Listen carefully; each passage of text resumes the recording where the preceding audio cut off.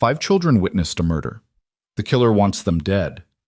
One broken man must decide, turn away, or lose everything to save them. This is the story of a Christmas Eve that shattered silence, when innocence fled through frozen darkness and found shelter in the last place anyone expected. A story where power meets protection, where a town must choose between comfort and conscience, and where 5 desperate souls transform a dead man's heart back to life. Stay until the end. Hit that like button and comment your city so I can see how far this story travels. Because what happens next will break you and rebuild you all at once. The wind that Christmas Eve carried more than snow. It carried the sound of dying. Caleb Hart heard it first as a whisper, a flutter against the barn wall that didn't match the rhythm of the storm. He stood at his kitchen window, coffee gone cold in his hand, staring at the structure he'd built with his own father 30 years prior. The wood was weathered now, gray as his beard, sagging in places where time had pressed too hard. Much like himself. He was 53 years old and had been alone for 7 of them. 7 years since the fever took Mary. 7 years since little Samuel stopped breathing in the night, his small body surrendering to the same sickness that had already claimed his mother. Caleb had buried them both on the hill behind the house, under the cottonwood where he'd proposed 26 years earlier. He hadn't spoken their names aloud since. The sound came again, sharper this time, almost like a cough, but thinner, more desperate. Caleb set down his cup. His hand moved by instinct to the rifle mounted above the door, a Henry repeater that had seen him through 3 hard winters and more than one encounter with wolves. Wyoming Territory in 1885 wasn't kind to the careless. The land respected only 2 things, strength and preparation. He pulled on his coat, lit a lantern, and stepped into the cold. The snow was coming down sideways, driven by a wind that seemed to have teeth. It bit through his layers and found the old wound in his left shoulder, a reminder of a different kind of violence, a different kind of night. He kept his head down and pushed toward the barn, his boots crunching through snow already 6 inches deep and rising. The barn door hung slightly ajar. Caleb knew he'd latched it. He always latched it.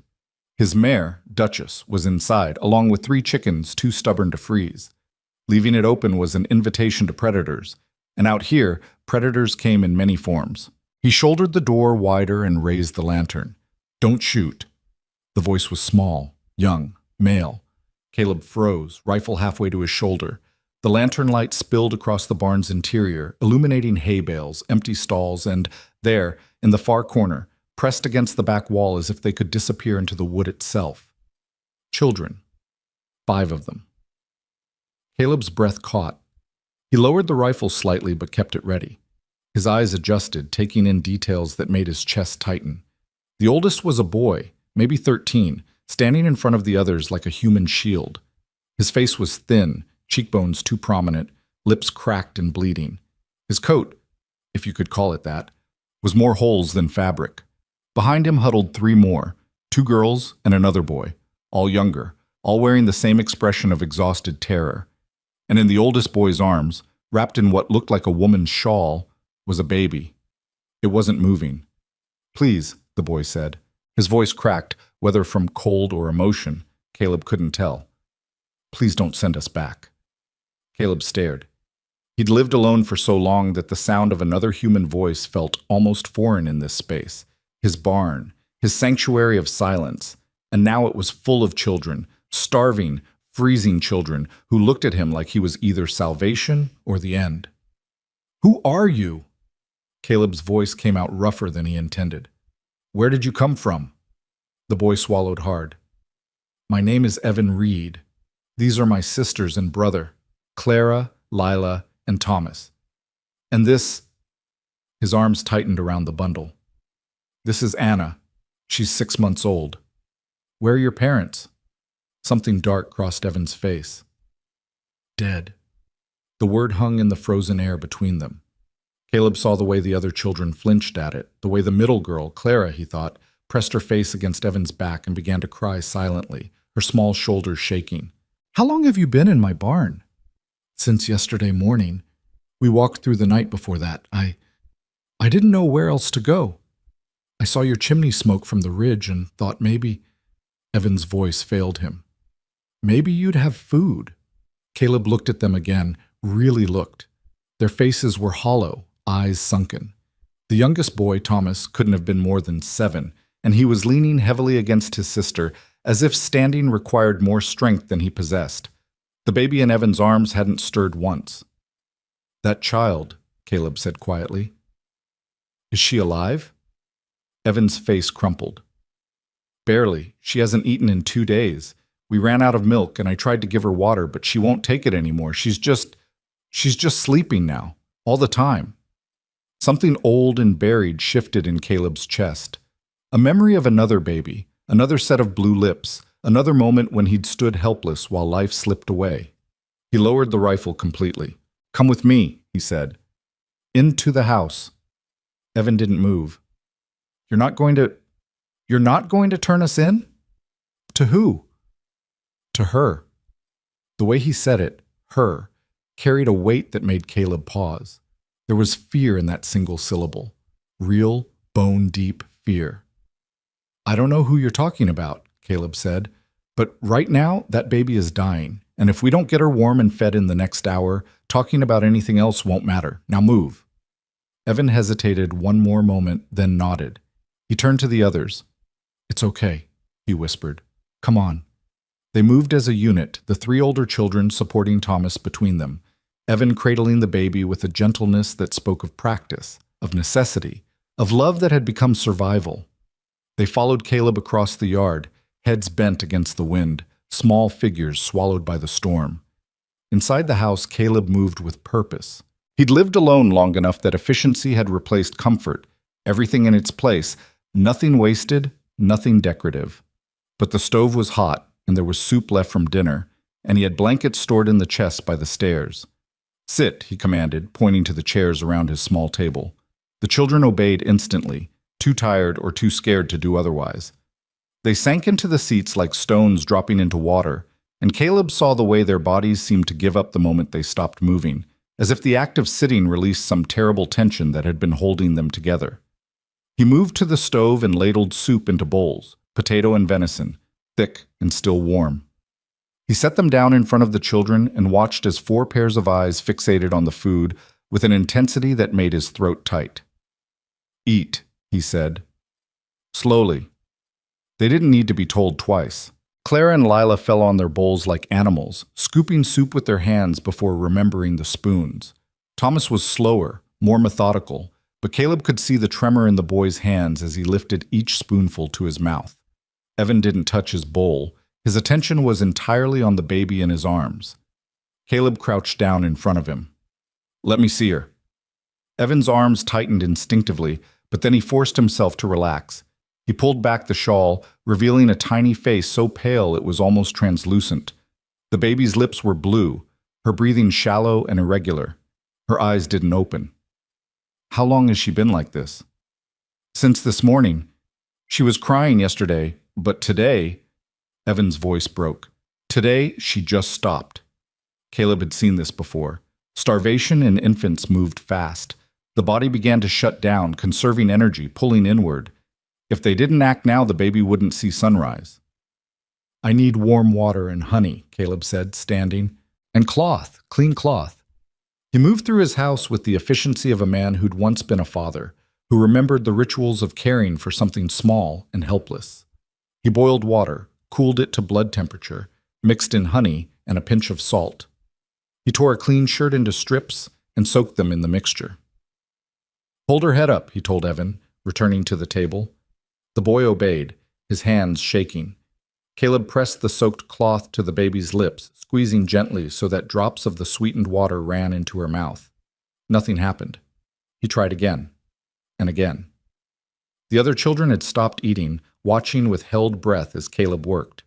On the 4th attempt, the baby's throat moved. A swallow. Small, but there. "Come on," Caleb murmured. "Come on, little one." Another swallow, then another. The baby's eyelids fluttered, and a small sound emerged from her throat. Not quite a cry, but close. It was the most beautiful sound Caleb had heard in 7 years. "She's drinking," Clara whispered, her voice filled with desperate hope. "She's drinking!" Caleb continued the process, patient and steady, until the baby had taken perhaps 2 tablespoons of the mixture. Her color began to improve, the blue fading from her lips. Her eyes opened, gray and unfocused, but open. Evan was crying openly now, tears streaming down his face as he held his sister. "Thank you," he choked out. "Thank you." Caleb said nothing. He wrapped the baby in a warm blanket and placed her in a basket by the stove, close enough to the heat but not dangerously so. She made another small sound and then drifted back to sleep. A different kind of sleep now, deeper and more natural.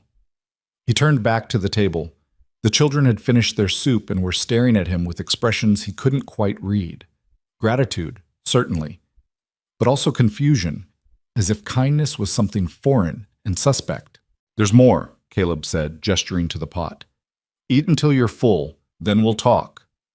They ate 3 more bowls each before their bodies began to accept that food was real, that it wasn't going to be taken away. Caleb made tea and set out bread and butter.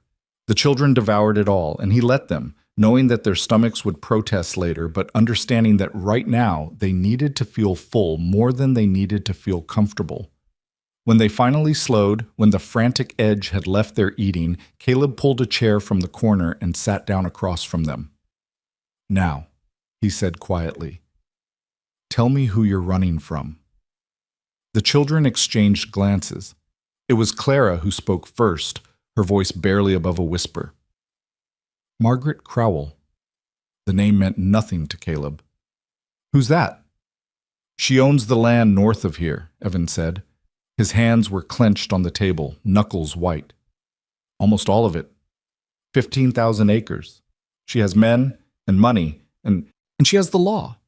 "What do you mean she has the law?" "The judge in town, the deputies, the marshal, they all work for her." Evan's voice was flat now, reciting facts. "If you cross her, you lose. Your land, your livelihood, sometimes your life.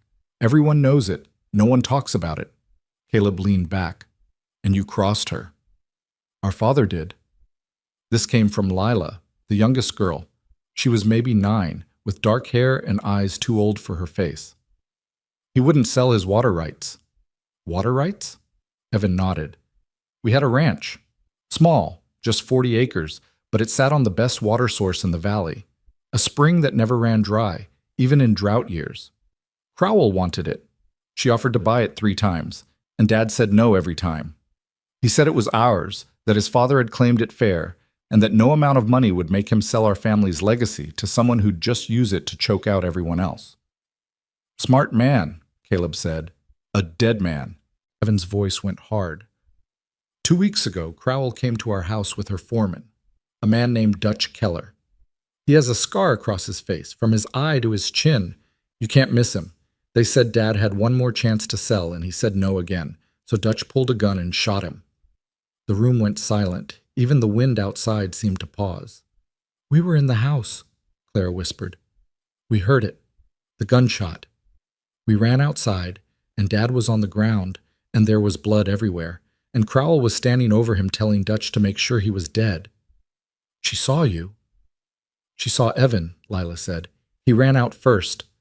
Dutch started to pull his gun again, but Crowell stopped him. She said killing children would raise questions they didn't need. She said it would be cleaner if we just disappeared." Caleb felt cold spread through his chest. "Disappeared?" Evan's jaw tightened. "She took us. Said she was our legal guardian now, that the ranch was hers, that we were orphans, and she was doing the Christian thing by taking us in. She locked us in a room at her estate and told us we'd be well cared for, but that we could never leave. And if we ever told anyone what we saw, Dutch would finish what he started."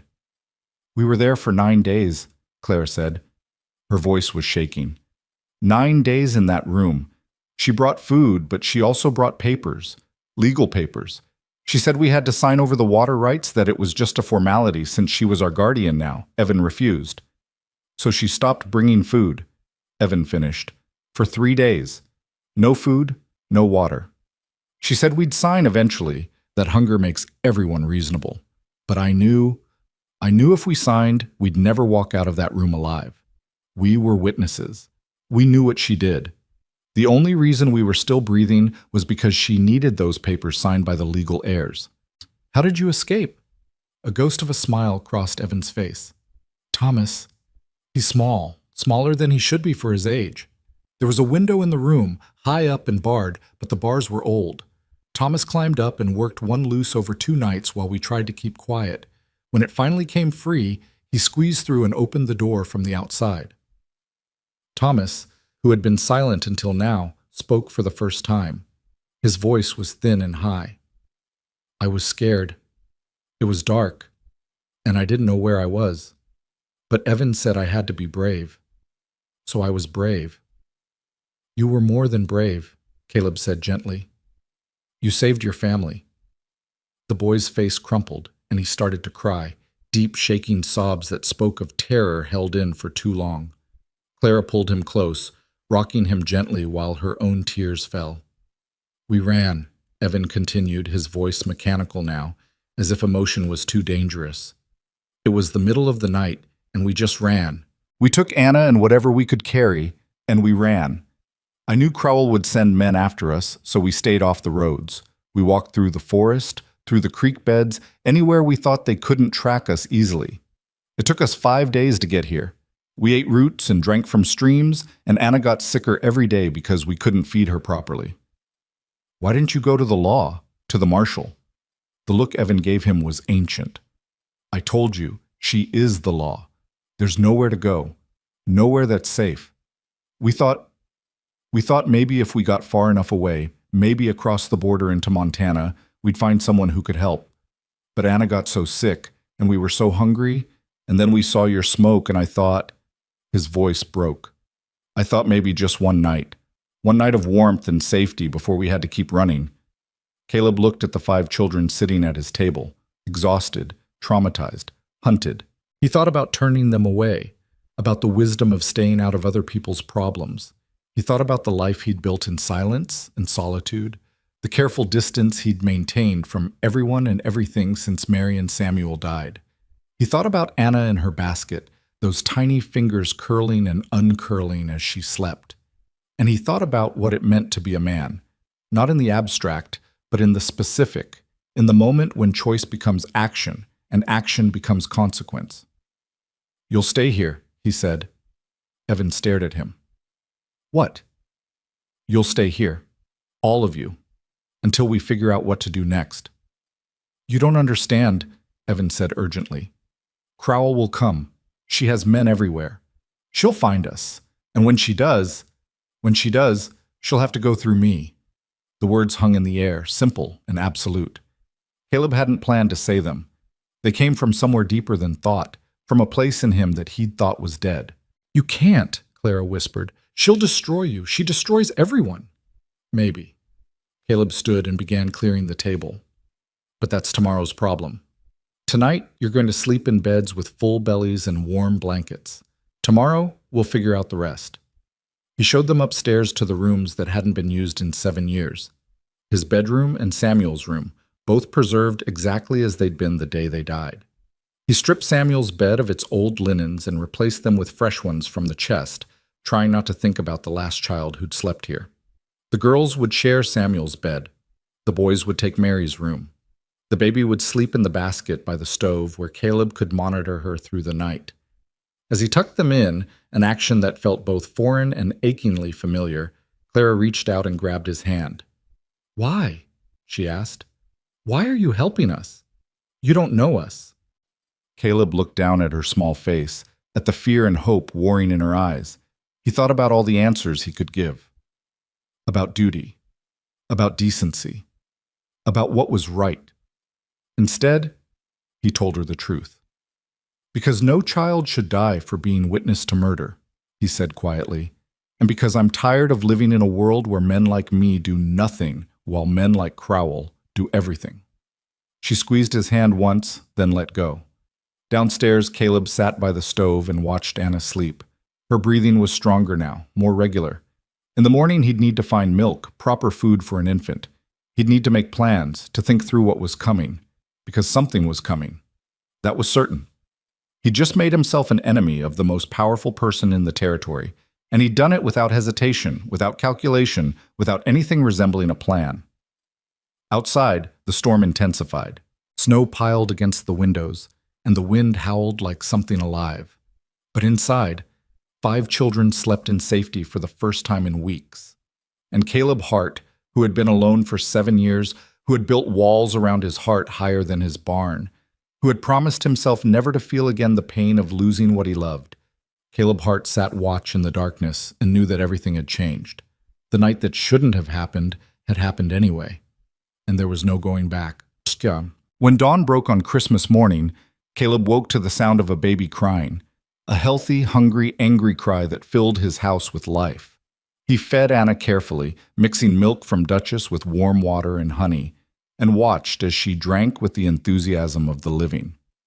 The other children came downstairs one by one, cautious, as if they still couldn't quite believe the previous night was real. Caleb made breakfast, eggs and bacon and toast with jam, and watched them eat with less desperation than before, but no less thoroughness. "What happens now?" Evan asked when the meal was finished. Caleb had been thinking about that question all night. The smart play was to take them to the marshal in town, to make an official report, to trust in the system. But if what the children said was true, if Crowell truly owned the law, then that was suicide. "Now," Caleb said slowly, "we get our story straight, and then we go to town. Together."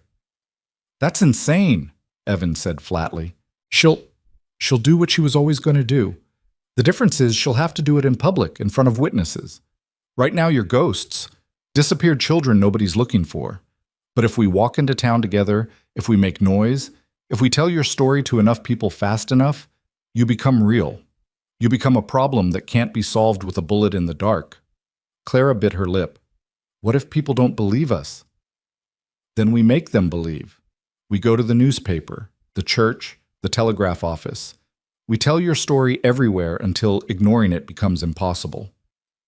It was a gamble, and Caleb knew it. But it was the only move they had. Hiding only worked until you were found. Running only worked until you were caught. The only weapon they had was truth, and the only armor was sunlight. "Get dressed," Caleb said. "Wear whatever's warmest. We leave in an hour." The ride into town took 3 hours through snow that had deepened overnight. Caleb drove his wagon with Anna bundled against his chest, and the 4 older children huddled in the back under blankets. Every mile he expected to see riders coming. Every tree line could hide an ambush. But they arrived unopposed. The town of White River was small, maybe 300 souls, a single main street lined with businesses that catered to ranchers and miners. The church stood at the north end, the saloon at the south. In between was everything else: the general store, the telegraph office, the marshal's station, the hotel, and the newspaper. Caleb stopped the wagon outside the White River Gazette and helped the children down. Through the window he could see a man bent over a printing press, his shirt sleeves rolled up, his hair standing in wild gray tufts. "Stay close," Caleb said, and pushed open the door. The man looked up, his expression shifting from annoyance to curiosity as he registered Caleb and the 5 children. "Can I help you?" "My name is Caleb Hart. I need you to print a story." The man, the editor, Caleb assumed, straightened. "What kind of story?" "The kind that's going to change everything." And there, in a cramped newspaper office that smelled of ink and paper, with snow falling outside and danger gathering in the shadows, Evan Reed began to speak. He told the story of his father's murder. He told the story of their imprisonment. He told the story of their escape and the 2 weeks of terror that followed. The editor listened, his expression grave, his pencil moving rapidly across paper. When Evan finished, the man set down his pencil and looked at Caleb. "You know what you're doing?" he asked quietly. "Accusing Margaret Crowell? She'll come for you. She'll come for all of you." "Let her come," Caleb said, "but let her do it in the light." The editor studied him for a long moment, then nodded. "I'll have this ready by tomorrow morning. Front page. Every word." "Make it today," Caleb said. "We might not have until tomorrow." Something in his tone made the editor nod again. "Today, then. Give me 6 hours." They left the newspaper and went to the church. The minister, a thin man with kind eyes named Reverend Michaels, listened to their story with growing horror. When they finished, he promised sanctuary, promised to spread word through the congregation, promised to stand with them when the reckoning came. They went to the telegraph office next. Caleb sent messages to the territorial governor, to the federal marshal in Cheyenne, to anyone with authority beyond Crowell's reach. He didn't know if they'd help, but he was laying groundwork, creating a trail too wide to erase. By afternoon, word was spreading.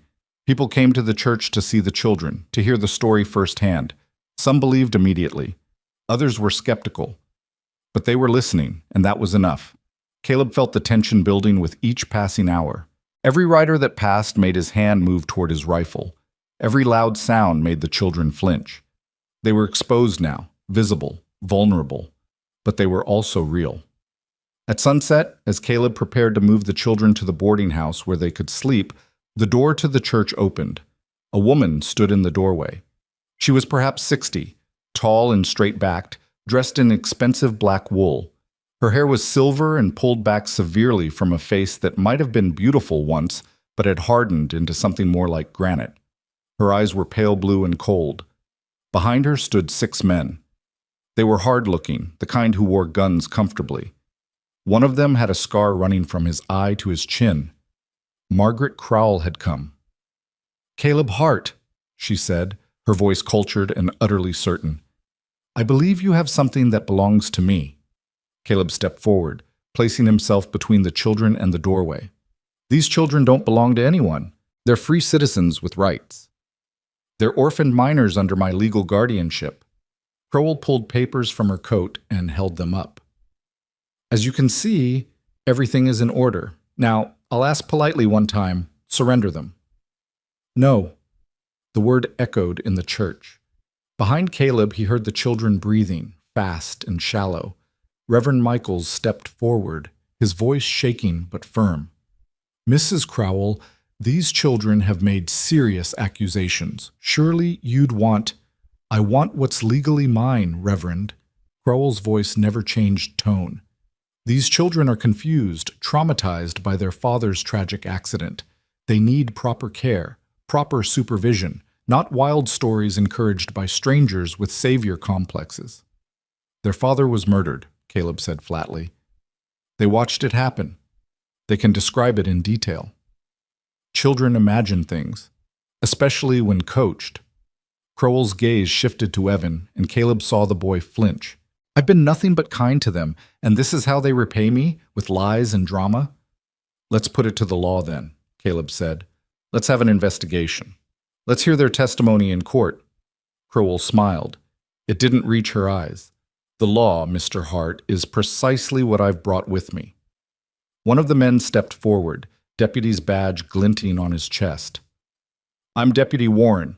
Mrs. Crowell's guardianship papers are in order. You're harboring minors illegally. Release them now, or you'll be arrested." Caleb didn't move. Around the church, the townspeople who had gathered began to murmur. Some looked frightened. Others looked angry. But no one moved to help. "You'll have to arrest me then," Caleb said quietly. Dutch Keller, the scarred man, rested his hand on his gun. "That can be arranged." The tension stretched like a wire pulled too tight. Caleb could hear his own heartbeat, could feel the children pressing against his back, could sense the moment tilting toward violence. And then a voice cut through the silence. "I wouldn't do that if I were you." The editor of the White River Gazette stood in the doorway, holding a stack of newspapers. Behind him were more townspeople, drawn by the confrontation. "I've just printed tomorrow's edition," the editor said, his voice carrying. "It contains every detail of these children's story, every accusation, every name. If anything happens to them tonight, the entire territory will know by morning, and they'll know who to blame." Crowell's face didn't change, but Caleb saw her jaw tighten. "Printing lies is libel, Mr. Barnes." "Then sue me. But first, let's have that investigation Mr. Hart suggested. Let's hear the children's testimony. Let's examine your guardianship papers. Let's look into the death of Samuel Reed. Let's do everything properly and legally." Barnes stepped forward, newspapers still in his hands. "Unless you have some objection to the truth being told." The silence stretched again. Caleb could see Crowell calculating, weighing options, measuring risk. Finally, she folded the papers and tucked them back into her coat. "This isn't over," she said, her voice like frost. Not by a long measure. She turned and walked out, her men following. Dutch Keller was the last to leave, and as he passed, he looked directly at Caleb and smiled. It was the smile of a man who knew how stories ended. When they were gone, Caleb's legs nearly gave out. He caught himself on a pew and felt Evan's hand on his shoulder. "You saved us," the boy whispered. "Again." "No," Caleb said, looking around at the townspeople who had gathered, who had witnessed, who had, at least in this moment, chosen to stand. "We saved each other." But as night fell, and Caleb settled the children into rooms at the boarding house, as he posted himself in the hallway with his rifle across his knees, he knew the truth. This wasn't victory. This was merely the opening move. The real battle was still coming. And Margaret Crowell never lost. The boarding house creaked through the night like a ship at sea. Caleb sat in the narrow hallway between the children's rooms, his rifle across his lap, listening to every sound. The wind rattled windows. Floorboards settled. Somewhere downstairs, the proprietor, Mrs. Chen, moved about preparing breakfast for the morning guests. Normal sounds, innocent sounds. But Caleb's nerves were drawn so tight that each one felt like a threat. Inside the rooms, the children slept fitfully. He could hear them through the thin walls, Thomas whimpering in his sleep, Clara murmuring reassurances, Evan's restless pacing before he finally settled. Only Anna seemed at peace, her breathing soft and steady in the basket beside Caleb's chair. He'd checked the locks 3 times, the windows twice. He'd marked the exits and measured the distances. 7 years of solitude had dulled his tactical instincts, but they hadn't erased them. The war had taught him things that didn't fade, no matter how much time passed or how hard you tried to forget. At dawn, Mrs. Chen brought him coffee and a knowing look. She was a widow herself, Chinese by birth, who'd come west with her husband during the railroad boom and stayed when he died in a tunnel collapse. She ran the cleanest boarding house in White River and asked fewer questions than most. "You look like hell, Mr. Hart," she said, setting the cup in his hands. "When's the last time you slept?" "I'll sleep when this is over." "And when will that be?" Caleb took a long drink of the bitter coffee. "I don't know." She nodded as if that was the answer she'd expected. "The children need feeding. I'll bring something up. You need to eat too, whether you think so or not." Mrs. Chen, "No charge," she said, cutting him off. "Not for this. What that woman did—" She shook her head, her mouth tight. "Some things are worth standing against, even when it costs you." After she left, Caleb sat with those words. Worth standing against, even when it costs you. The cost was already mounting. His farm stood empty, vulnerable. His livestock needed tending. His fields needed work. Every hour he spent here was an hour his life back home fell further into neglect. But when he thought about leaving, about walking away, he saw Clara's face as she'd asked him why. "Why are you helping us?" The answer hadn't changed with daylight. If anything, it had grown stronger. By mid-morning, the boarding house had become an unlikely fortress. Reverend Michaels arrived first, bringing news that his sermon the previous day had stirred the congregation. Some families had offered homes for the children, places to hide them separately where Crowell's men might not think to look. Caleb rejected the idea immediately. "We stay together," he said firmly. "They get separated. They get picked off one by one. At least here, there are witnesses. There are people watching." Barnes, the newspaper editor, came next with copies of the morning edition. The headline read, "Local children allege murder, imprisonment." Below it, Evan's testimony filled 3 columns in stark, unflinching detail. Names, dates, locations, everything laid bare. "It's all over town," Barnes said, satisfaction evident in his voice. "Sold every copy by 8 o'clock and printed 100 more. People are talking. Some are angry at you for stirring up trouble, but others—" He paused. "Others are starting to remember things. Questions they didn't ask. Disappearances that seemed too convenient. Your boy's testimony is opening doors people kept locked for a long time." Evan, standing behind Caleb, spoke quietly. "Will it be enough?" Barnes's expression sobered. "Honestly, I don't know. Crowell's had this territory in her pocket for 15 years. She's got money, influence, and enough dirt on enough people to keep them in line. But light is a funny thing. Once you shine it in the dark corners, you can't unsee what's there.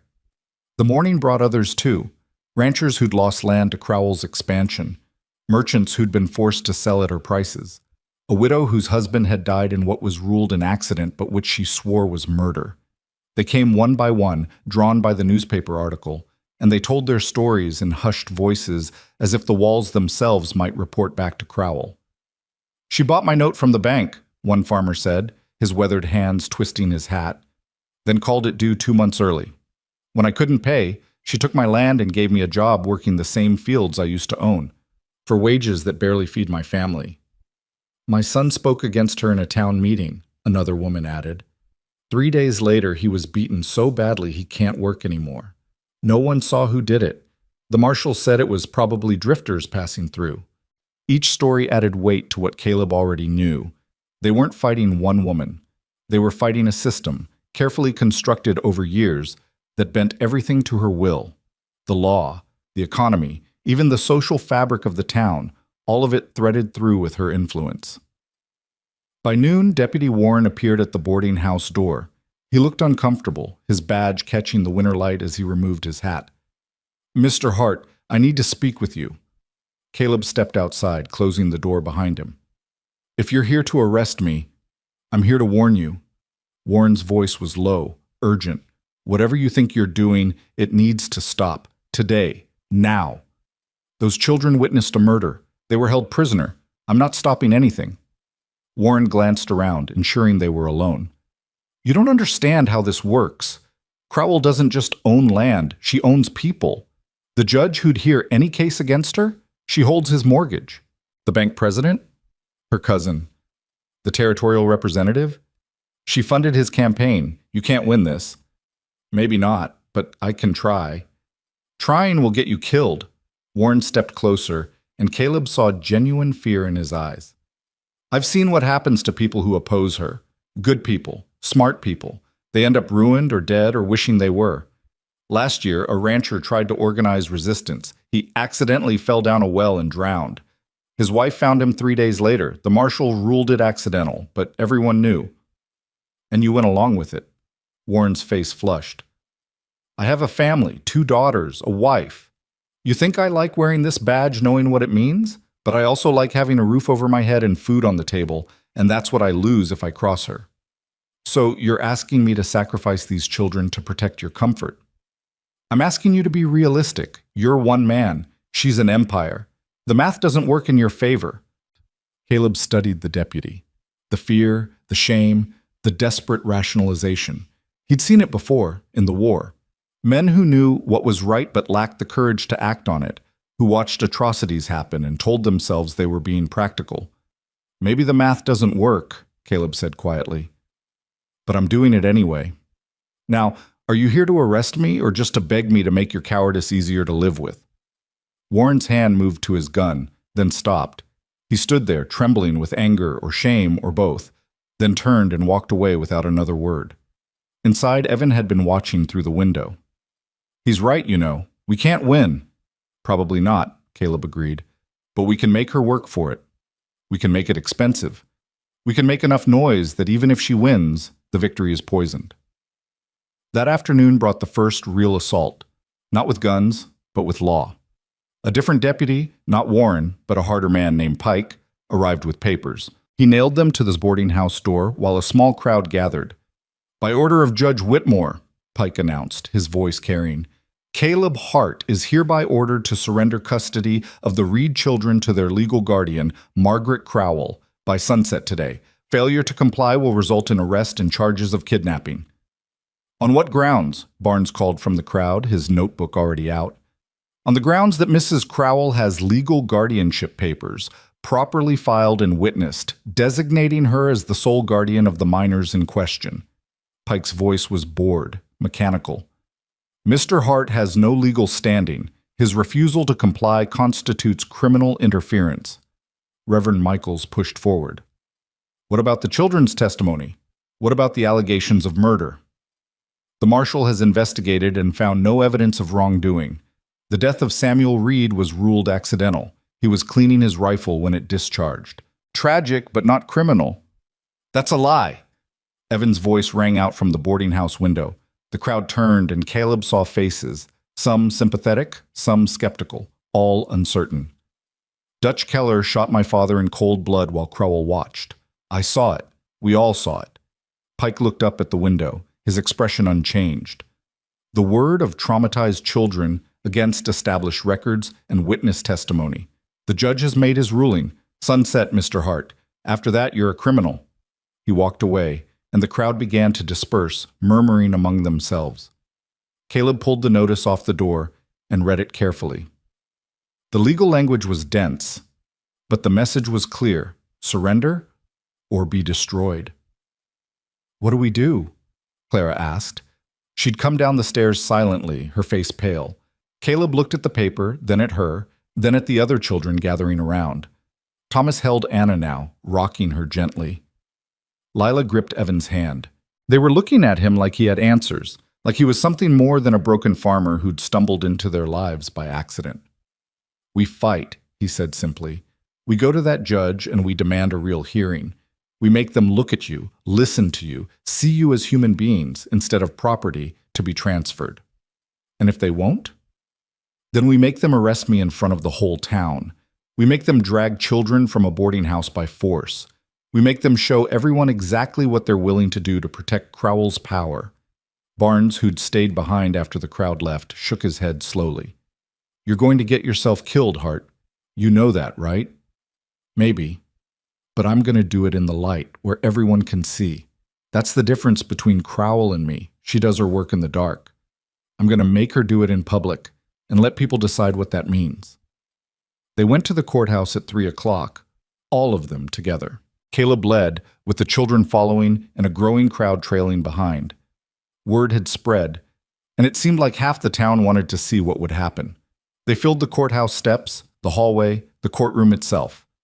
Judge Whitmore was a heavy man in his 60s, with jowls that shook when he spoke, and eyes that never quite met yours directly. He sat behind his bench looking irritated at the disruption to his afternoon. Mr. Hart, I've already issued my ruling. This hearing is unnecessary.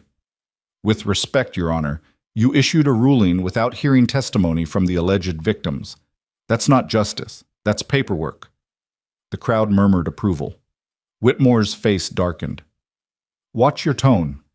I could hold you in contempt. Hold me then. But first, let these children speak. Let them tell you what happened. If their testimony doesn't warrant investigation, then arrest me and be done with it.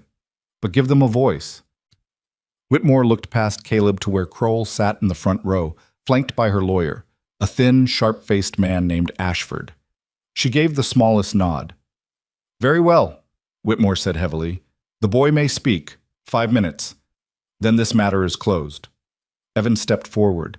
Caleb could see him trembling, could see the fear and anger warring in his young face. But his voice, when it came, was steady. My name is Evan Reed. I'm 13 years old.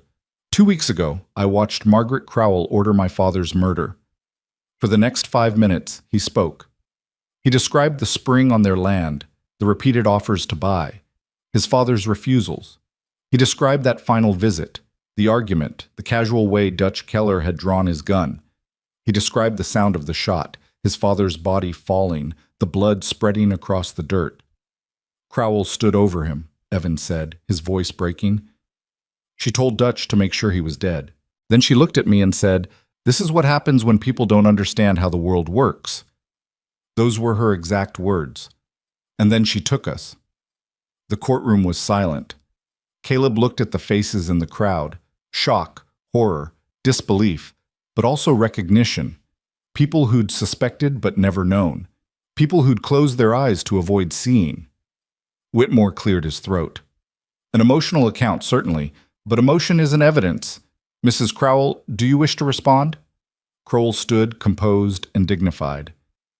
Your Honor, I sympathize with these children. They've suffered a terrible loss, but grief sometimes manifests as anger, and anger seeks blame. The truth is, I was nowhere near the Reed property when Samuel died. I was in Cheyenne, meeting with territorial officials. I have receipts, witness statements, documentation of every hour of that day. She produced papers, handing them to Ashford, who passed them to the judge. As for the children being taken, I rescued them.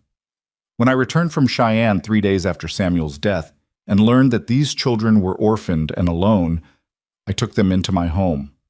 I fed them, clothed them, and began the process of becoming their legal guardian so they wouldn't become wards of the state. You locked us in a room, Clara said loudly. You starved us. Crowell's expression didn't change.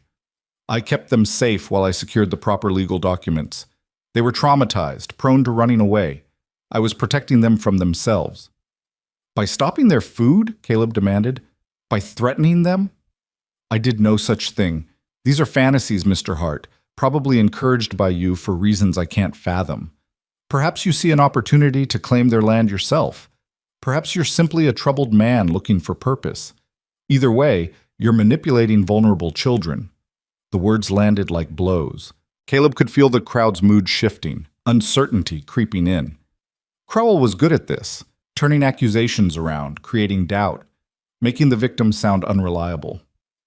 Your Honor, Ashford said smoothly, we have documentation proving Mrs. Crowell was not present at the time of death. We have the marshal's report ruling it accidental. We have properly filed guardianship papers. Against this, we have the word of traumatized children and a man with no connection to this family. The law is clear. Whitmore nodded, and Caleb saw the trap closing. This had never been about truth. It had been about process, about creating a record that would justify whatever conclusion Crowell wanted. Then let's talk about the water rights, Caleb said suddenly. The real reason Samuel Reed is dead. Crowell wanted his spring.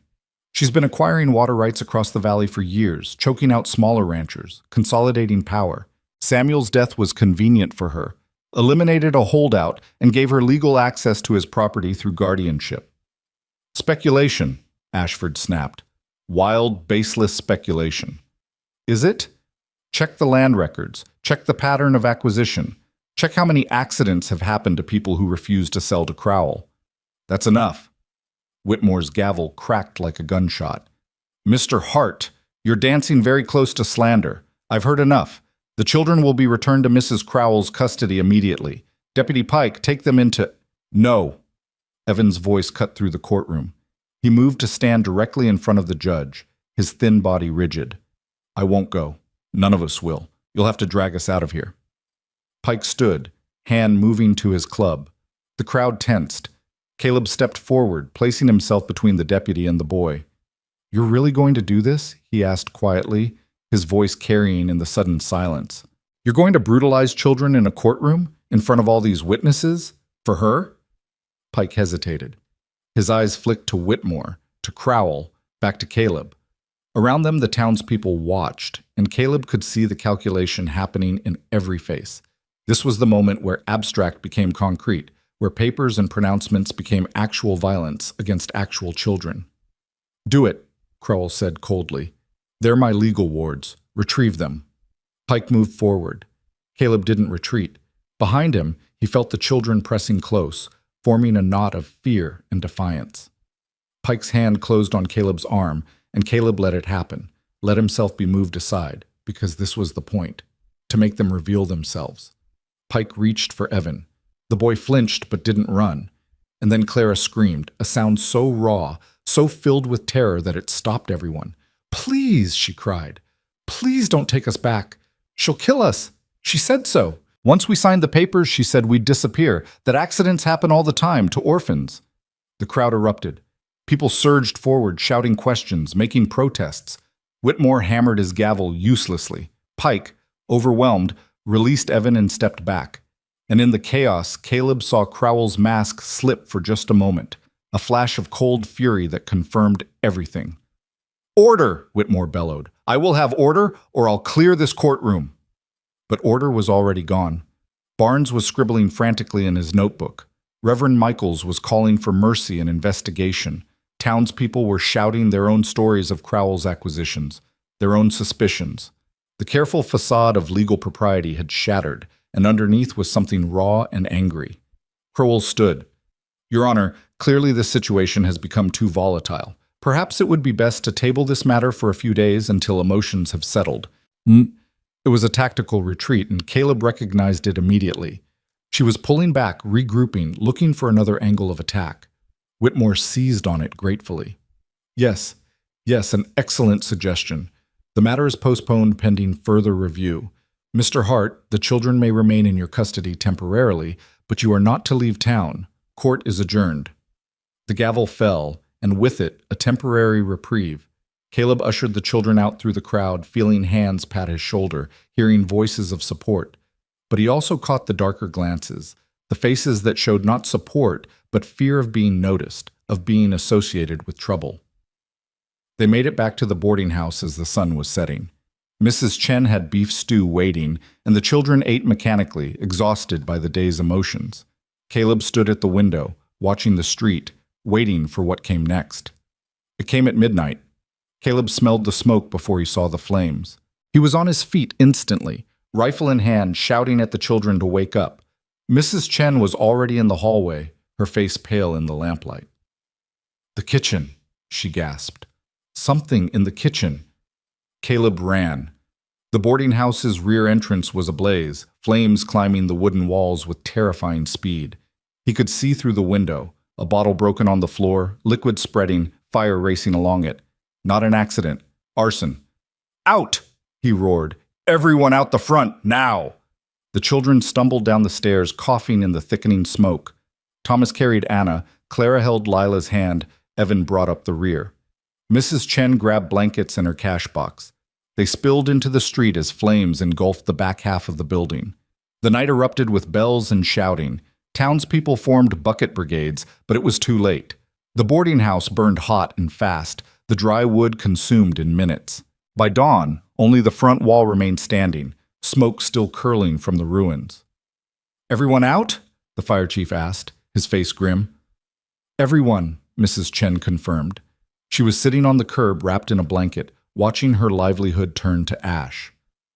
"We got out. But everything else—" Caleb crouched beside her. "I'm sorry. This is my fault. Crowell did this because of us."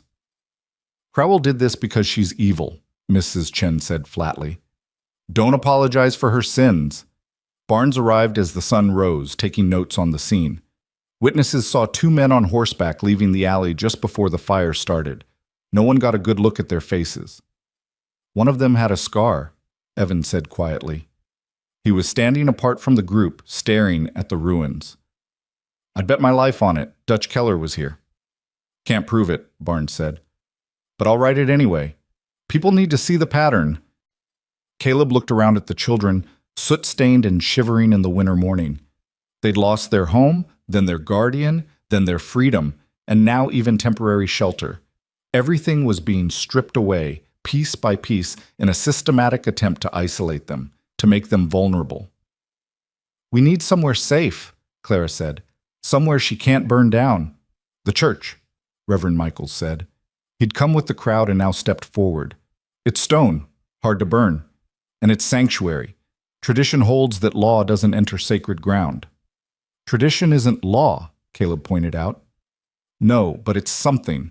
And right now, something is better than nothing." So they went to the church. It was Christmas week, and the building still held decorations from the previous Sunday's service. Pine boughs and candles, red cloth draped over the altar. They made beds in the Sunday school room, using cushions from the pews and blankets donated by parishioners. Anna slept in a cradle that had been used for the nativity scene. For 3 days they lived in the church. Supporters brought food and supplies. Children from the town came to play with Lila and Thomas, treating the whole thing like an adventure. But Caleb saw the strain in Evan's eyes, the way the boy flinched at every sound. This wasn't safety. This was a siege.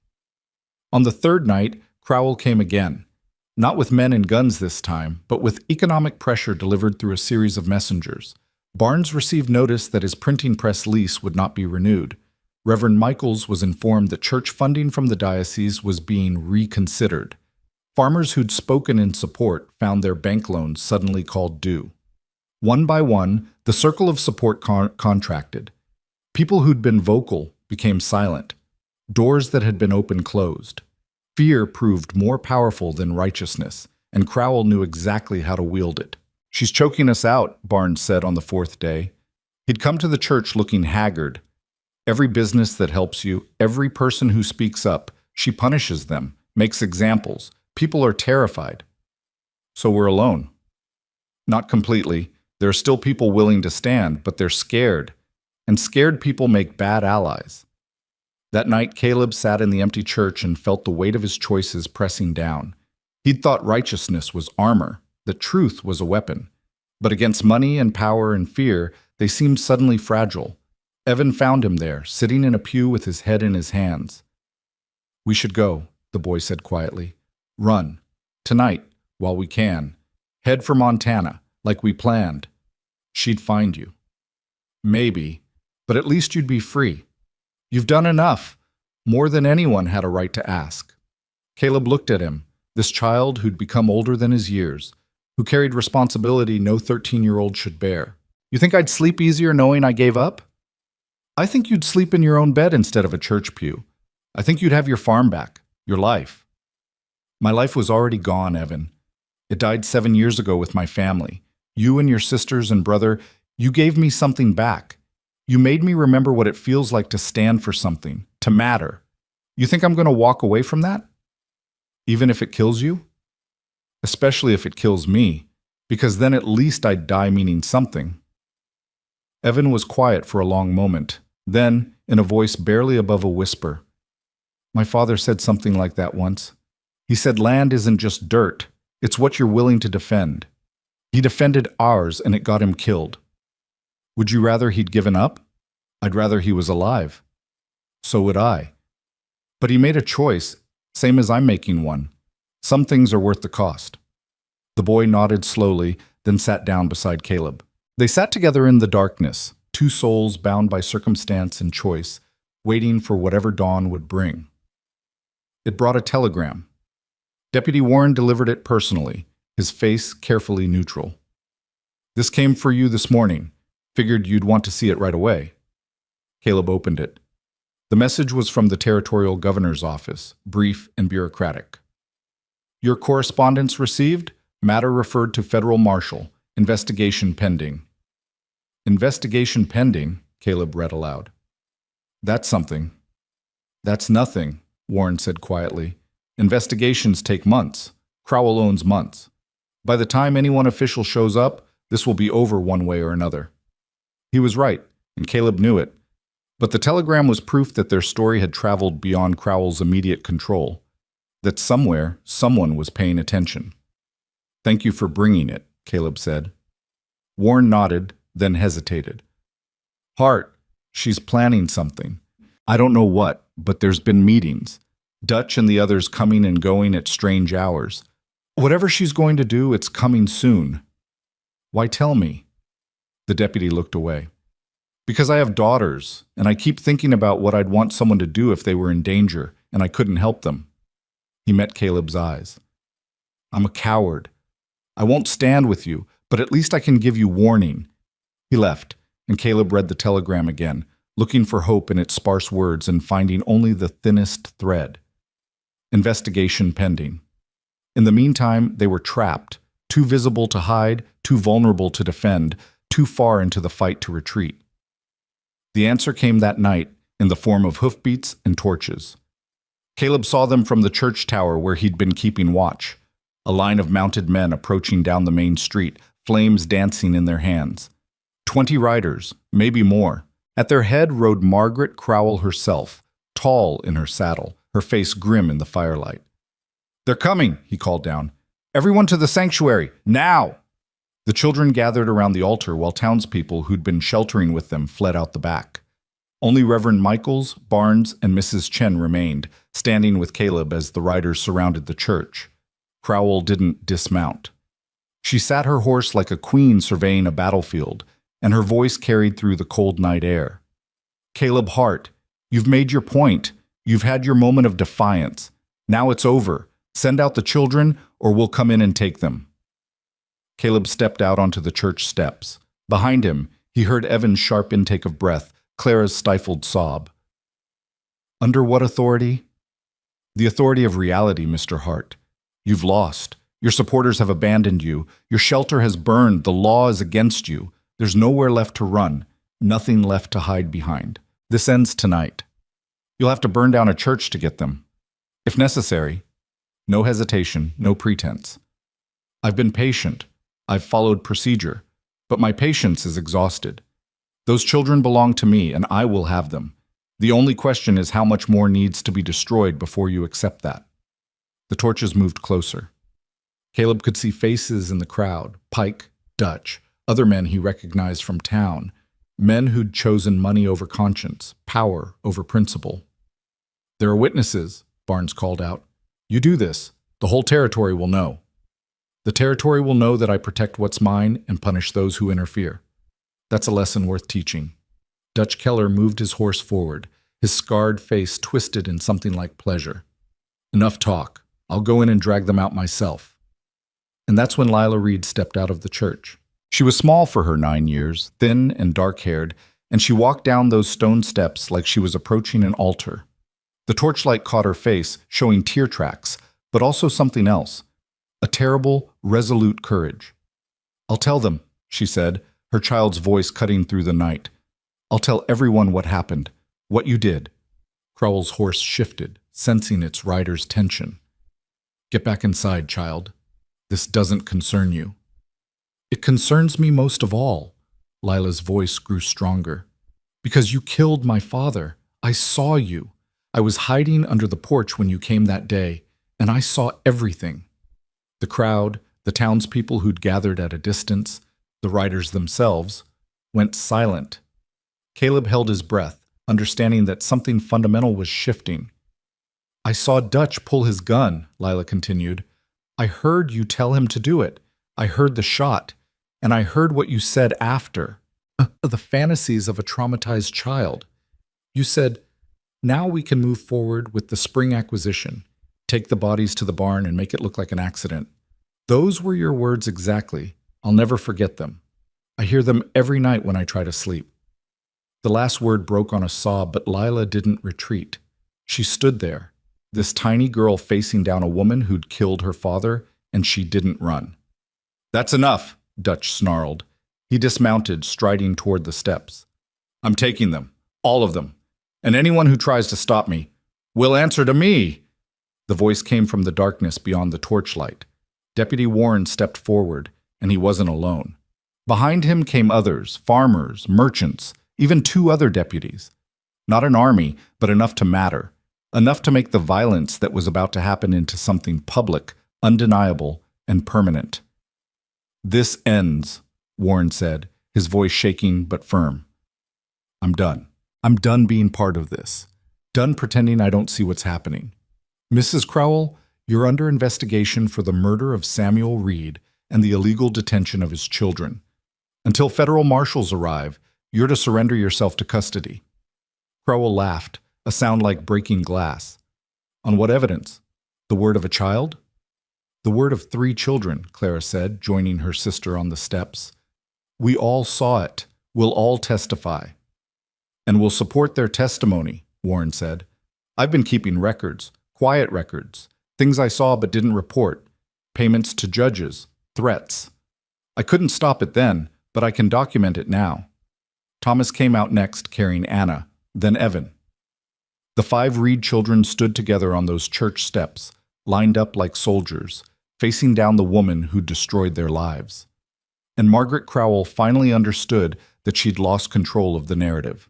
You're making a mistake, she said, but the certainty was gone from her voice. All of you. This will ruin you. We're already ruined, one of the farmers said quietly. You made sure that, at least this way, we go down fighting.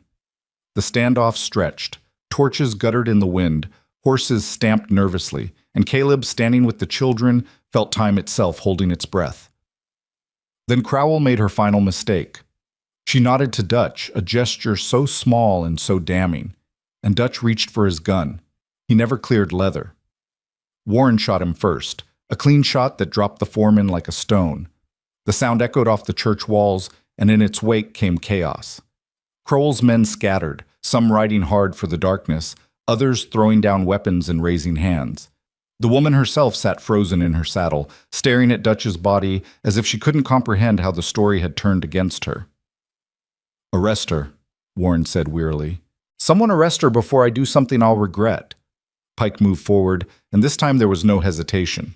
He pulled Crowell from her horse and bound her hands while she stared at nothing, her face blank.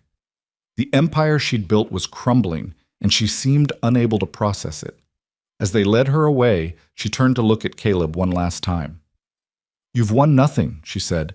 "They'll still take your farm. You'll still lose everything." "What was it worth, Hart? Playing hero for children who aren't even yours?" Caleb looked down at Evan, at Clara, at the others standing close. "Everything," he said simply. "It was worth everything." The jail cell door clanged shut with a finality that seemed to echo through the entire town. Margaret Crowell stood behind the iron bars, her expensive coat dusty from the struggle, her silver hair disheveled. But her eyes, those pale blue eyes that had commanded empires and crushed lives, remained sharp and calculating even in defeat. "This won't hold," she said quietly to Warren as he locked the cell. "You know it won't. By morning, lawyers will arrive, judges will remember their obligations, and you'll remember what happens to men who forget their place." Warren's hand trembled as he pocketed the key. "Maybe, but tonight, you're here, and those children are safe. That's enough for now." Outside, the crowd that had gathered at the church followed them to the jail, a tide of humanity that had finally found its courage.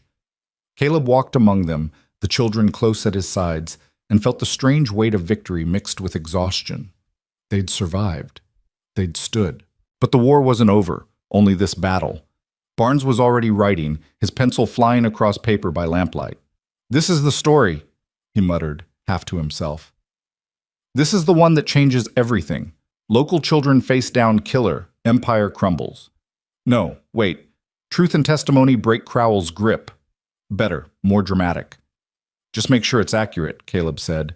"We need truth, not drama." "Truth is dramatic enough." Barnes looked up, his weathered face alive with purpose. "Do you understand what happened tonight? People stood up. After 15 years of bowing and scraping, they finally stood up. That's the real story." But Caleb knew the real story was more complicated. He saw the faces in the crowd. Not all triumphant, not all brave. Some looked terrified of what morning would bring. Others looked calculating, already wondering how to position themselves for whatever came next. Fear didn't disappear just because one tyrant fell. It just found new shapes to wear. At the boarding house ruins, Mrs. Chen had set up a makeshift kitchen in her neighbor's yard. She was serving hot soup to anyone who came, her face set in determined practicality. When she saw Caleb and the children, she ladled out generous portions without a word, just a nod that acknowledged what they'd all been through. "Where will you stay tonight?" she asked, handing Anna's bottle to Thomas with the ease of someone who'd been watching how he cared for his baby sister. "The church, I suppose," Caleb said, "unless you know somewhere else." "My sister has rooms above the dry goods store. Not fancy, but they're warm, and they're yours as long as you need them." She paused, her voice dropping. "This isn't over, Mr. Hart. You know that." "I know." "Crowell's arrest, it's symbolic, but symbols can be broken. She has resources we haven't even seen yet, people in places we don't know about. The moment she's free—" "Then we make sure she's not free," Evan interrupted.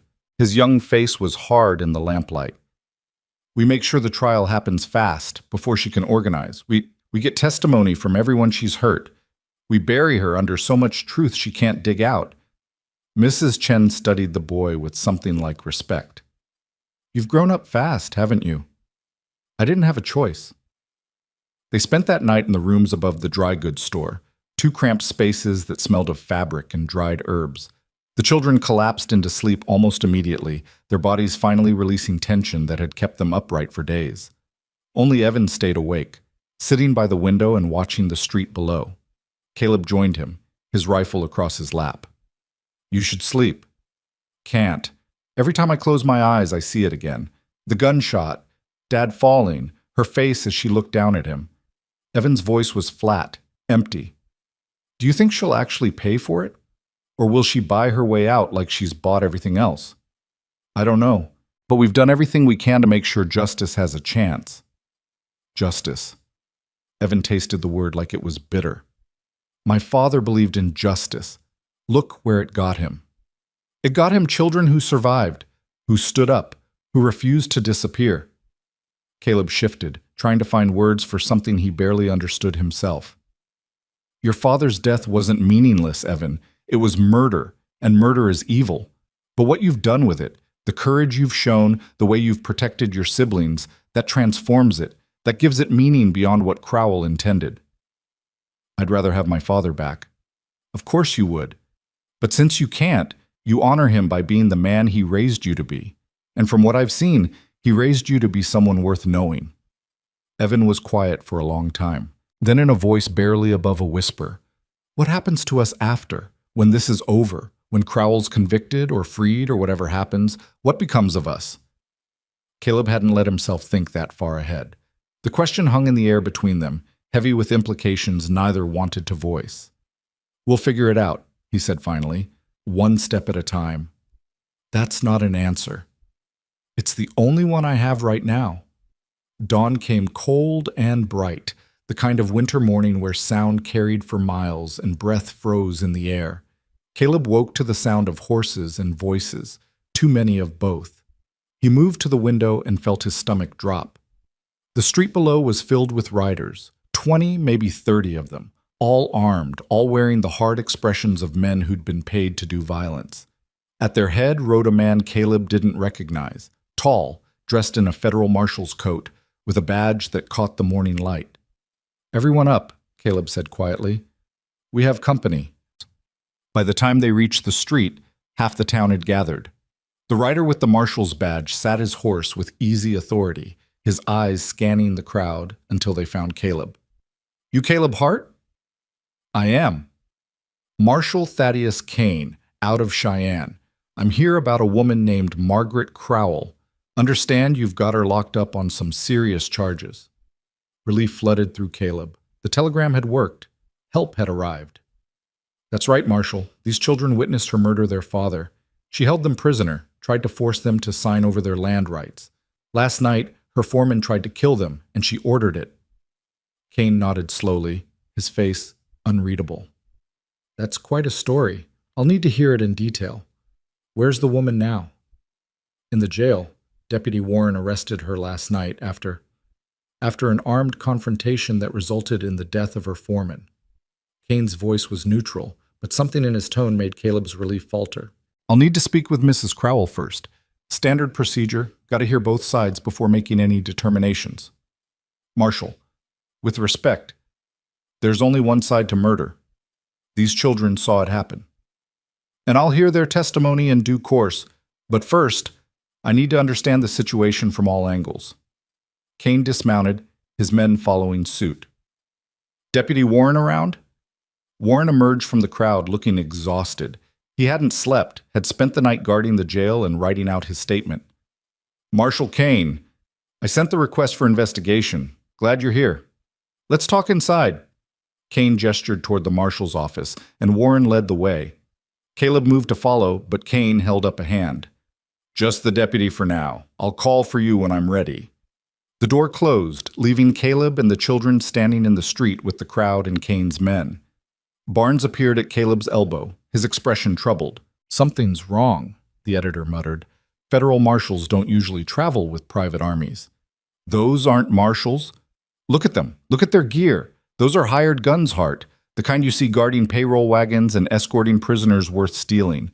Why would a marshal need that kind of backup for a simple investigation? The answer came an hour later when Kane emerged from the office, with Warren trailing behind, his face ashen. The marshal's expression was grave as he addressed the crowd that had swelled to include most of the town. Ladies and gentlemen, I've conducted a preliminary investigation into the matter of Margaret Crowell. I've reviewed Deputy Warren's statement, examined the evidence provided, and spoken with Mrs. Crowell herself. He paused, and Caleb felt dread building in his chest. Based on what I've learned, I'm releasing Mrs. Crowell from custody pending a full territorial hearing. The crowd erupted. Shouts of protest, anger, disbelief. Caleb stood frozen, unable to process what he'd just heard. What about the children's testimony?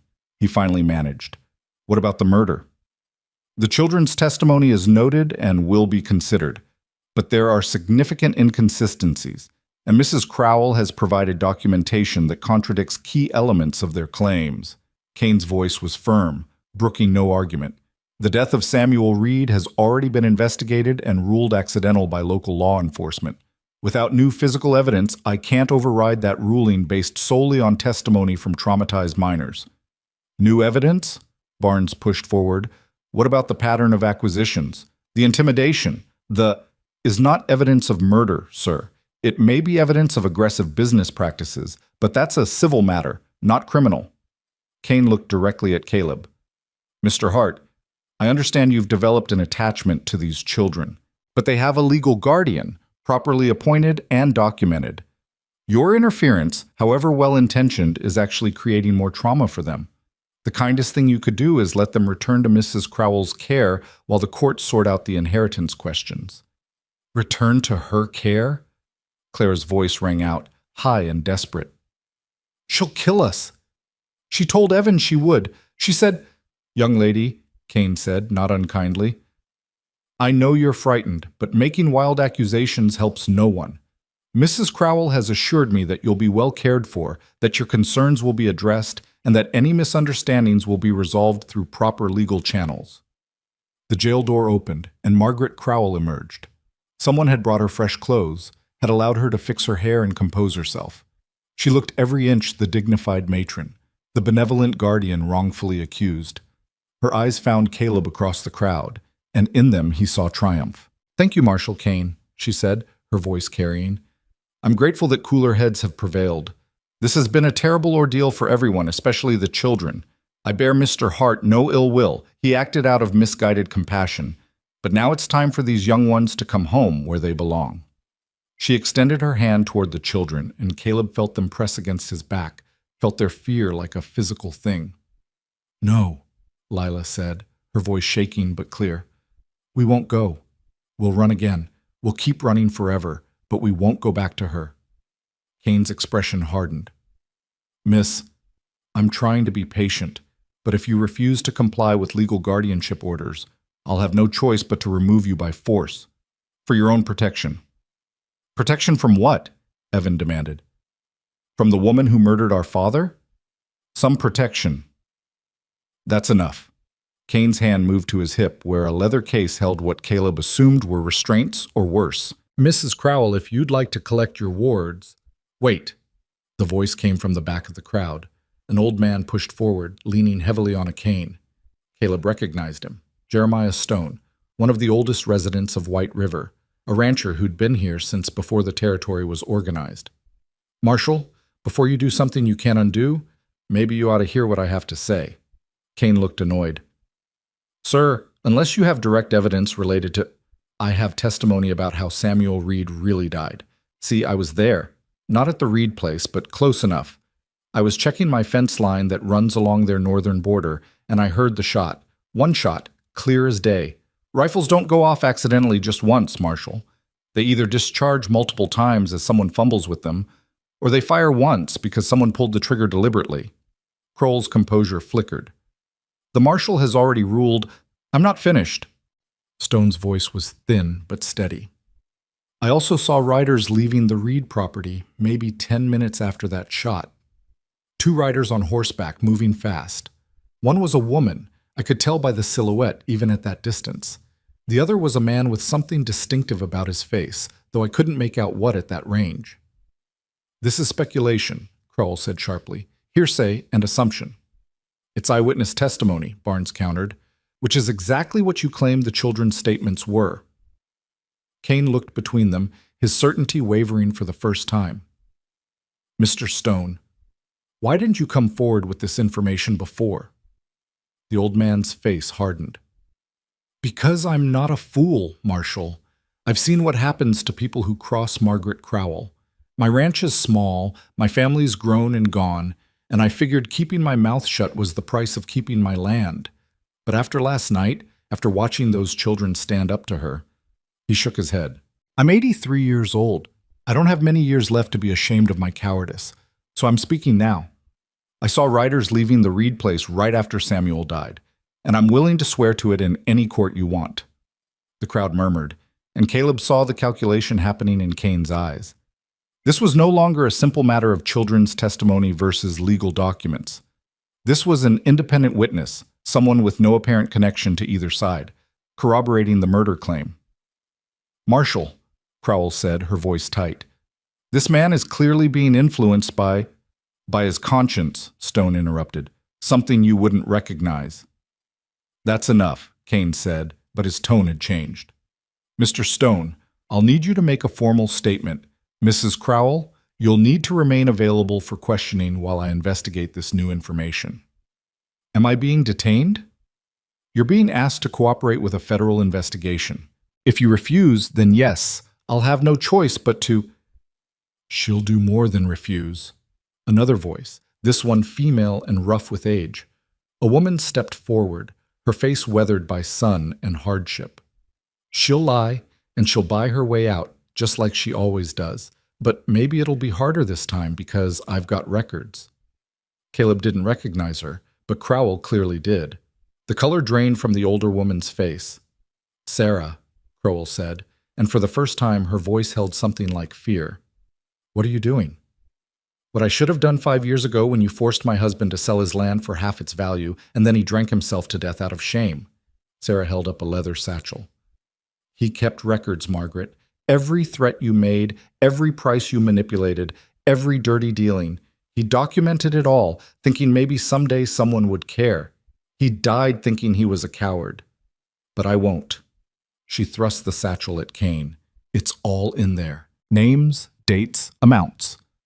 Bribes paid to Judge Whitmore. Payments to deputies for looking the other way. The engineer you hired to divert water from the southern ranches. Everything."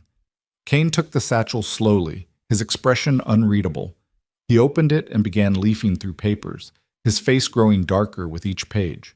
Around them, the crowd pressed closer, sensing that the balance had shifted again.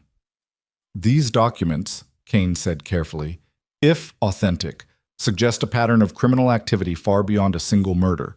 We're talking fraud, bribery, conspiracy, abuse of office. We're talking about lies," Crowell snapped, her composure finally cracking. "This is a coordinated attack by people who envy my success. That girl's husband was a drunk who couldn't manage his own affairs.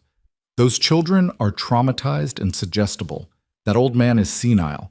And you, Marshall, are being manipulated by people who want to tear down everything I've built." "Everything you've stolen," Warren said quietly. He'd been silent since emerging from the marshal's office, but now he stepped forward. "I've been keeping my own records, Marshal. Not as detailed as Sarah's, but enough to show patterns. Enough to show that nothing about Crowell's empire is legitimate." "This is absurd." Crowell looked around at the crowd, at the faces that were no longer friendly or fearful, but coldly judgmental. "You're all turning on me based on conjecture and bitter complaints. Where's the actual evidence? Where's the proof?" "You want proof?" Thomas's small voice somehow carried through the tension. The 7-year-old stepped forward, holding something in his hand, a crumpled piece of paper. "When we were locked in that room, Evan made me memorize a paper we saw on the desk outside. He said it might be important. It had numbers and names and said something about final transfer upon signature of heirs." He handed the paper to Kane. It was covered in a child's careful handwriting, transcribed from memory. Kane read it, his jaw tightening. "This appears to be a draft property transfer document. It indicates that upon the signatures of the Reed heirs, ownership of their land, including water rights, would pass to Margaret Crowell. The date is 3 days after Samuel Reed's death." He looked up at Crowell. "Care to explain why you'd have such a document prepared before you were even appointed guardian?" "I was being proactive," Crowell said, but her voice had lost its certainty. "Ensuring that the children's interests would be protected. Or ensuring you'd get what you wanted before anyone could question the circumstances of Reed's death." Kane closed the satchel. "Mrs. Crowell, based on new testimony and evidence, I'm placing you under arrest pending full investigation. The charges include murder, conspiracy, fraud, bribery, and illegal detention." "You can't do this." Crowell's voice rose. "I have connections. I have lawyers. You have the right to remain silent," Kane said flatly. "I suggest you exercise it." 2 of his men moved forward to restrain her, and this time, when she looked at the crowd, she found no sympathy. The people of White River watched in silence as Margaret Crowell, the woman who'd dominated their lives for 15 years, was led away in chains. But Caleb felt no triumph. He'd seen too much, been through too much, to believe this was an ending. He looked at Kane and saw something in the marshal's face that confirmed his suspicion. "There's more, isn't there?" Caleb asked quietly as the crowd began to disperse. "This isn't over." Kane studied him. "Smart man. No, it's not over. Crowell's arrest will trigger a response. She has allies we haven't identified, resources we haven't found. Arresting her just forced them into the open. The next few days are going to be dangerous. More dangerous than what we've already survived? Different dangerous. Before she was working in the shadows, trying to make you disappear quietly. Now she's exposed, which makes her desperate. And desperate people with power are the most dangerous kind." That night, Caleb and the children stayed in the rooms above the dry goods store under guard. Kane posted 2 of his men outside, professional gunmen who watched the street with the alertness of wolves. Inside, the children tried to process what had happened. "Is it really over?" Clara asked. She was sitting with Anna in her lap, rocking the baby who'd finally started to put on weight, whose eyes tracked movement, and whose cries were healthy and demanding. "Can we actually be safe now?" "It's progress," Caleb said carefully. "But Kane is right. We need to stay alert." Evan stood at the window, his silhouette dark against the lamplight. "She'll try something. Even from jail, she'll find a way to hurt us. Let her try. She's just one woman now, not an empire. Just a woman who'll face justice." But justice, Caleb was learning, was a complicated thing. Over the next 3 days, as Kane conducted his investigation and the town buzzed with revelations from Sarah's documents, the full scope of Crowell's corruption emerged. Judge Whitmore had been accepting payments for favorable rulings. The bank president had been approving loans based on Crowell's instructions. Even the previous marshal had been on her payroll. The institutions that were supposed to protect people had been rotted from within. Fixing them would take more than arresting one woman. It would require rebuilding trust, reestablishing justice, creating new systems that couldn't be so easily corrupted. On the 4th day, Kane called Caleb to the marshal's office. The federal man looked tired, his eyes red-rimmed from reading documents and taking statements. "We've got enough to convict her 10 times over," he said without preamble. "The murder charge alone, 3 independent witnesses now, counting young Thomas's testimony about the document and Lila's account of what she saw from under the porch. That's enough for any jury." "So it's over?" "The legal case is solid, but there's something you need to know." Kane pulled out a telegraph form. "This came this morning from the territorial prison. A man named James Ashford, Crowell's lawyer, was found dead in his hotel room last night. Poisoned. They think he was about to testify against her, provide details of bribes and kickbacks in exchange for clemency." Caleb felt cold spread through his chest. Someone killed him to keep him quiet. That's the theory. Which means Crowell has people working for her we haven't identified, people willing to commit murder to protect her secrets. Kane leaned forward. "Hart, I'm assigning permanent protection to you and the children. 2 men, rotating shifts, until this is fully resolved." "How long will that take?" "The trial's scheduled for next month. We're expediting it because of the risk to the children. If we can get a conviction, if we can seize her assets and dismantle her network, then you might actually be safe." "And if we can't?" Kane didn't answer, which was answer enough. That night, as snow fell thick and silent outside the window, Caleb sat with the children and tried to explain what was happening. They listened with the attention of people who'd learned that survival depended on understanding danger. "So we just wait?" Evan asked when Caleb finished. "Wait for a trial while people around us die?" "We wait and we prepare. We document everything, give testimony, make sure the truth is so well established that even if something happens to us, it survives." "If something happens to us?" Clara repeated softly. "You mean if we're killed?" Caleb wanted to lie, to offer reassurance, but these children had earned honesty through their own courage. "Yes, that's what I mean. But Kane's men are good, and we're not helpless. We're aware, we're careful, and we're not alone anymore." Lila, who'd been quiet through most of the conversation, suddenly spoke up. "I'm not scared anymore. I was scared when we were running, when we didn't know if anyone would help us. But now I know people can be good, that they can stand up. Even if something bad happens, I'm not scared the same way." Thomas nodded gravely, his small face serious. "We're together. That's what matters." Anna, oblivious to the danger, gurgled happily in Claire's arms. She was thriving now, growing stronger every day, a living symbol of resilience and hope. The next 2 weeks passed in strange tension, daily life continuing while everyone waited for something to break. Caleb visited his farm once, escorted by Cain's men, and found it exactly as he'd left it. Nothing burned, nothing stolen, just empty and waiting. Why didn't she destroy it, he wondered aloud. One of the guards, a man named Peterson, answered. Destroying property creates evidence, raises questions. Crowell worked in the shadows. She made things look natural, legal. Burning your farm would have been too obvious. The trial date approached. Witnesses were prepared. Evidence was organized. Barnes wrote daily articles documenting each new revelation about Crowell's crimes. The territory watched as White River became the center of a drama about power, justice, and the question of whether ordinary people could truly hold the powerful accountable. 3 days before the trial, Lila woke screaming. Caleb burst into the children's room to find her sitting up in bed, her face pale in the moonlight. Clara was already beside her, arms wrapped around her younger sister. "What happened?"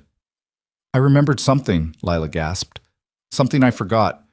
Or maybe I just couldn't think about it until now." "Tell me." "There was a fourth person there. When Dad was killed, I saw 3 people, Crowell, Dutch, and someone else standing back by the barn. I couldn't see their face, but they were watching. They were part of it." Evan was awake now, too. "Why didn't you say anything before?" "I don't know. My brain just blocked it out, I guess. But tonight I dreamed about that day, and it was so clear.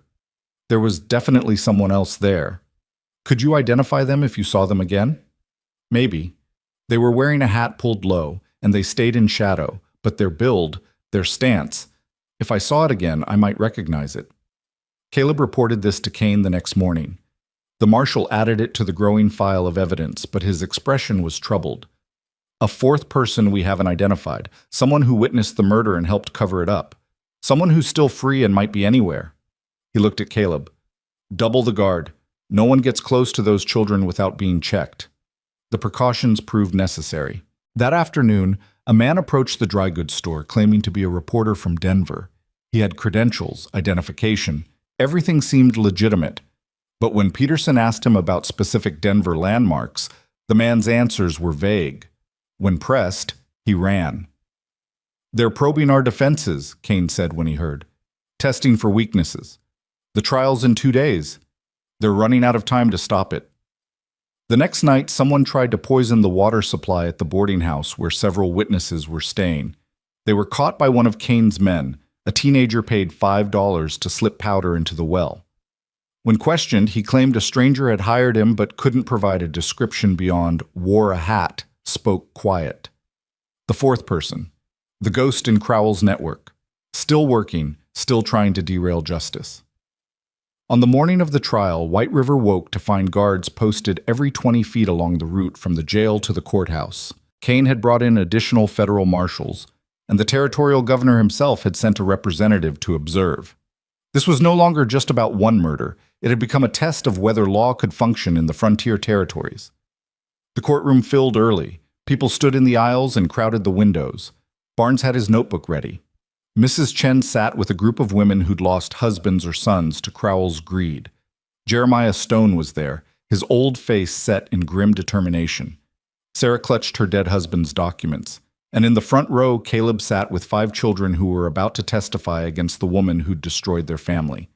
Margaret Crowell entered in chains, her face composed but her eyes burning with cold fury. She looked at each of them in turn, the children, the witnesses, the crowd, and Caleb saw her making calculations, counting remaining options. Judge Whitmore was not presiding. He'd recused himself after his bribery was exposed, and a circuit judge named Henderson had been brought in from Montana. Henderson was known for being incorruptible, which was exactly why he'd been chosen. "This court is now in session," Henderson announced. We're here to determine the truth regarding the death of Samuel Reed and subsequent criminal acts. Let's proceed with opening statements. The territorial prosecutor stood, a young man named Williams who'd volunteered for the case when more senior attorneys refused. His voice shook slightly as he began, but it grew stronger with each word. Your Honor, the territory will prove that Margaret Crowell, motivated by greed and thwarted in legitimate business dealings, orchestrated the murder of Samuel Reed on November 15th of this year. We will demonstrate through eyewitness testimony, documentary evidence, and established pattern of behavior that Mrs. Buss Crowell systematically eliminated anyone who opposed her acquisition of land and water rights. Samuel Reed was not her first victim, but with your permission, he will be her last. Crowell's attorney, a replacement brought in from Cheyenne, offered a defense of confusion, misunderstanding, and malicious prosecution. But his heart wasn't in it. Everyone could see that the evidence was overwhelming. The testimony began. Jeremiah Stone described the gunshot and the riders. Sarah presented her documents, explaining each bribe and threat in careful detail. Warren outlined the pattern of intimidation. Barnes testified about articles he'd been pressured not to write, stories he'd been threatened for covering. And then it was the children's turn. Evan went first. He walked to the witness stand with his back straight, his young face composed. He placed his hand on the Bible, though Caleb noted the irony of swearing truth on a holy book in a territory where truth had been for sale, and began his testimony. My name is Evan Reed. I'm 13 years old. On November 15th, I watched Margaret Crowell order the murder of my father. For the next hour, he spoke. He detailed every moment of that terrible day. His father's refusal to sell, Crowell's arrival with Dutch Keller, the argument, the gun, the shot, his father's body on the ground. She looked at him, Evan said, his voice steady despite tears streaming down his face. She looked at my father bleeding in the dirt, and she said, "Some people never learn that everything has a price." Then she saw me watching from the window, and she smiled. She smiled like she'd won something. The courtroom was silent. Even Crowell's attorney had no cross-examination that could challenge the raw honesty in Evan's voice.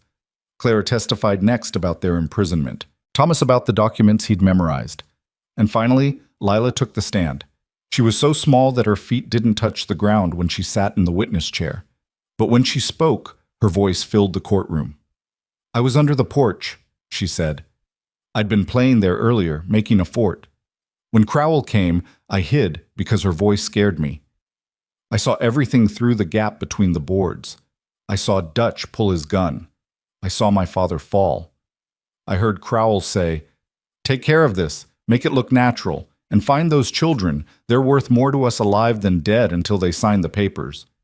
She paused, her small hands gripping the rail in front of her. And I saw the fourth person, the one standing by the barn. The courtroom erupted. Henderson gavelled for order, his voice sharp. "Miss Reed, are you saying there was another individual present?" "Yes, sir. I couldn't see their face, but they were there. They watched the whole thing and didn't stop it. That makes them guilty, too, doesn't it?" "It certainly does." "Can you describe this person?" Lila closed her eyes, remembering. Tall, taller than Dutch, but not as broad, wearing dark clothes and a hat pulled low.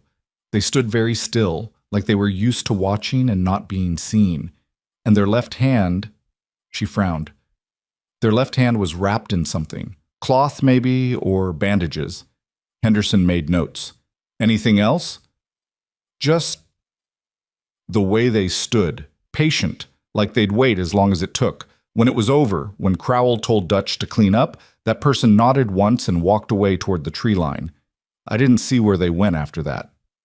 Kane, sitting behind the prosecutor, was already writing urgently. Caleb saw him pass a note to Williams, who nodded and stood. "Your Honor, based on this new information, the territory requests a short recess to investigate the identity of this fourth individual." Henderson agreed, and they broke for lunch. But Caleb barely tasted his food. He kept thinking about what Lila had described. Someone patient, someone used to watching, someone with a bandaged left hand. The realization hit him as he was walking back to the courthouse. "Warren," he said, grabbing the deputy's arm. "Your hand. What happened to it?" Warren looked confused. "What? Nothing. Just burned it on a stove last week. Why? Let me see. Warren held up his left hand, showing a clean bandage wrapped around his palm. It's healing fine. Why does this... He stopped as understanding dawned on his face. You think I'm the fourth person? Hart, I was the one who arrested Crowell. I testified against her. I know, I don't think it's you, but someone with a hand injury was there. Someone who might still be working for Crowell. They brought this to Kane, who immediately began checking alibis and whereabouts of everyone connected to the case. It took 2 hours, but finally a pattern emerged. Pike, the deputy who'd served Crowell's orders and tried to take the children by force, had reported sick on November 15th. He'd claimed a hand injury from breaking up a bar fight, but there was no record of any such fight. Where's Pike now? Kane demanded. He left town 3 days ago, Warren said slowly. Said he was visiting family in Laramie. He's supposed to be back for the trial. Get a description out on the wire. I want him found and brought back. If he's the fourth person, he's a witness to murder at minimum, possibly an accomplice. But Pike was already gone. A telegraph came back within the hour. He'd never arrived in Laramie. His family hadn't heard from him. He'd simply vanished. When the trial resumed, this new information was presented. Crowell's face remained impassive, but Caleb saw the flash of fear in her eyes. Her last ally had abandoned her, and his absence was as damning as any testimony. The jury deliberated for less than an hour. When they returned, the foreman stood and delivered the verdict in a voice that shook the courtroom. On the charge of first-degree murder, we find the defendant guilty. On charges of conspiracy, fraud, bribery, and illegal detention, we find the defendant guilty on all counts. The courtroom exploded with sound, cheers, sobs, shouts. Henderson gavelled for order, his face stern as he addressed Crowell. Margaret Crowell, you have been found guilty of crimes that strike at the very foundation of civilized society. You used wealth and influence to corrupt institutions meant to protect the innocent. You murdered a man for his land and terrorized his children. You represent everything wrong with unchecked power. I sentence you to hang by the neck until dead. Sentence to be carried out 1 week from today. May you find mercy in the next world, since you showed none in this one. Crowell stood to hear her sentence, and for the first time her composure shattered completely. She looked at the children, at Evan, at Clara, at little Lila who'd remembered her presence, and her face twisted with something beyond rage or fear. It was the expression of someone who'd believed themselves untouchable, discovering they were only human after all. This isn't justice, she said, her voice cracking. This is revenge dressed up in robes. Those children lied. That evidence was fabricated. You're all fools being manipulated by... Remove her, Henderson ordered, and the marshals led her away, still screaming, still cursing, still unable to accept that her empire had fallen and she with it. In the chaos that followed, Caleb found himself surrounded by well-wishers and grateful townspeople. But his attention was on the children. They stood together in the corner of the courtroom, and for the first time since he'd found them in his barn that frozen Christmas Eve, they looked at peace. Justice had been served. The truth had broken through years of corruption and fear. Margaret Crowell would hang, and with her, the system she'd built would be dismantled. But as Caleb watched them, these 5 souls who'd survived murder, imprisonment, and persecution, he knew the real work was only beginning. They'd won their freedom. Now they had to figure out how to live with it. The week between conviction and execution stretched like a wound that wouldn't close. White River existed in a strange liminal space where justice had been declared but not yet delivered, where victory felt incomplete and fragile. Caleb watched the children struggle with this new reality. They'd won, but winning felt less triumphant than they'd imagined. Evan spent hours staring out windows, his young face carved with thoughts too heavy for his years. Clara became obsessively protective of Anna, barely letting the baby out of her sight. Thomas had nightmares that left him gasping and crying in the dark. And Lila, who'd been so brave on the witness stand, now flinched at sudden movements and refused to be alone. They need time, Mrs. Chen said, as she brought breakfast to the rooms above the dry goods store on the 3rd morning. They've been running on fear and adrenaline for weeks. Now that the danger's past, their bodies and minds are catching up to what they've been through. Is the danger really past? Caleb asked quietly. He was standing at the window watching the street below where Kane's men still maintained their watch. Crowell's in jail, but Pike's still out there, and whoever else might have been part of her network. You can't live your whole life waiting for the next attack. At some point, you have to choose to believe it's over and start rebuilding. But choosing to believe proved harder than surviving. That afternoon, a lawyer named Hutchins arrived from Cheyenne with documents requiring the children's attention. He was a thin man with wire-rimmed spectacles and the apologetic manner of someone delivering bad news wrapped in legal language.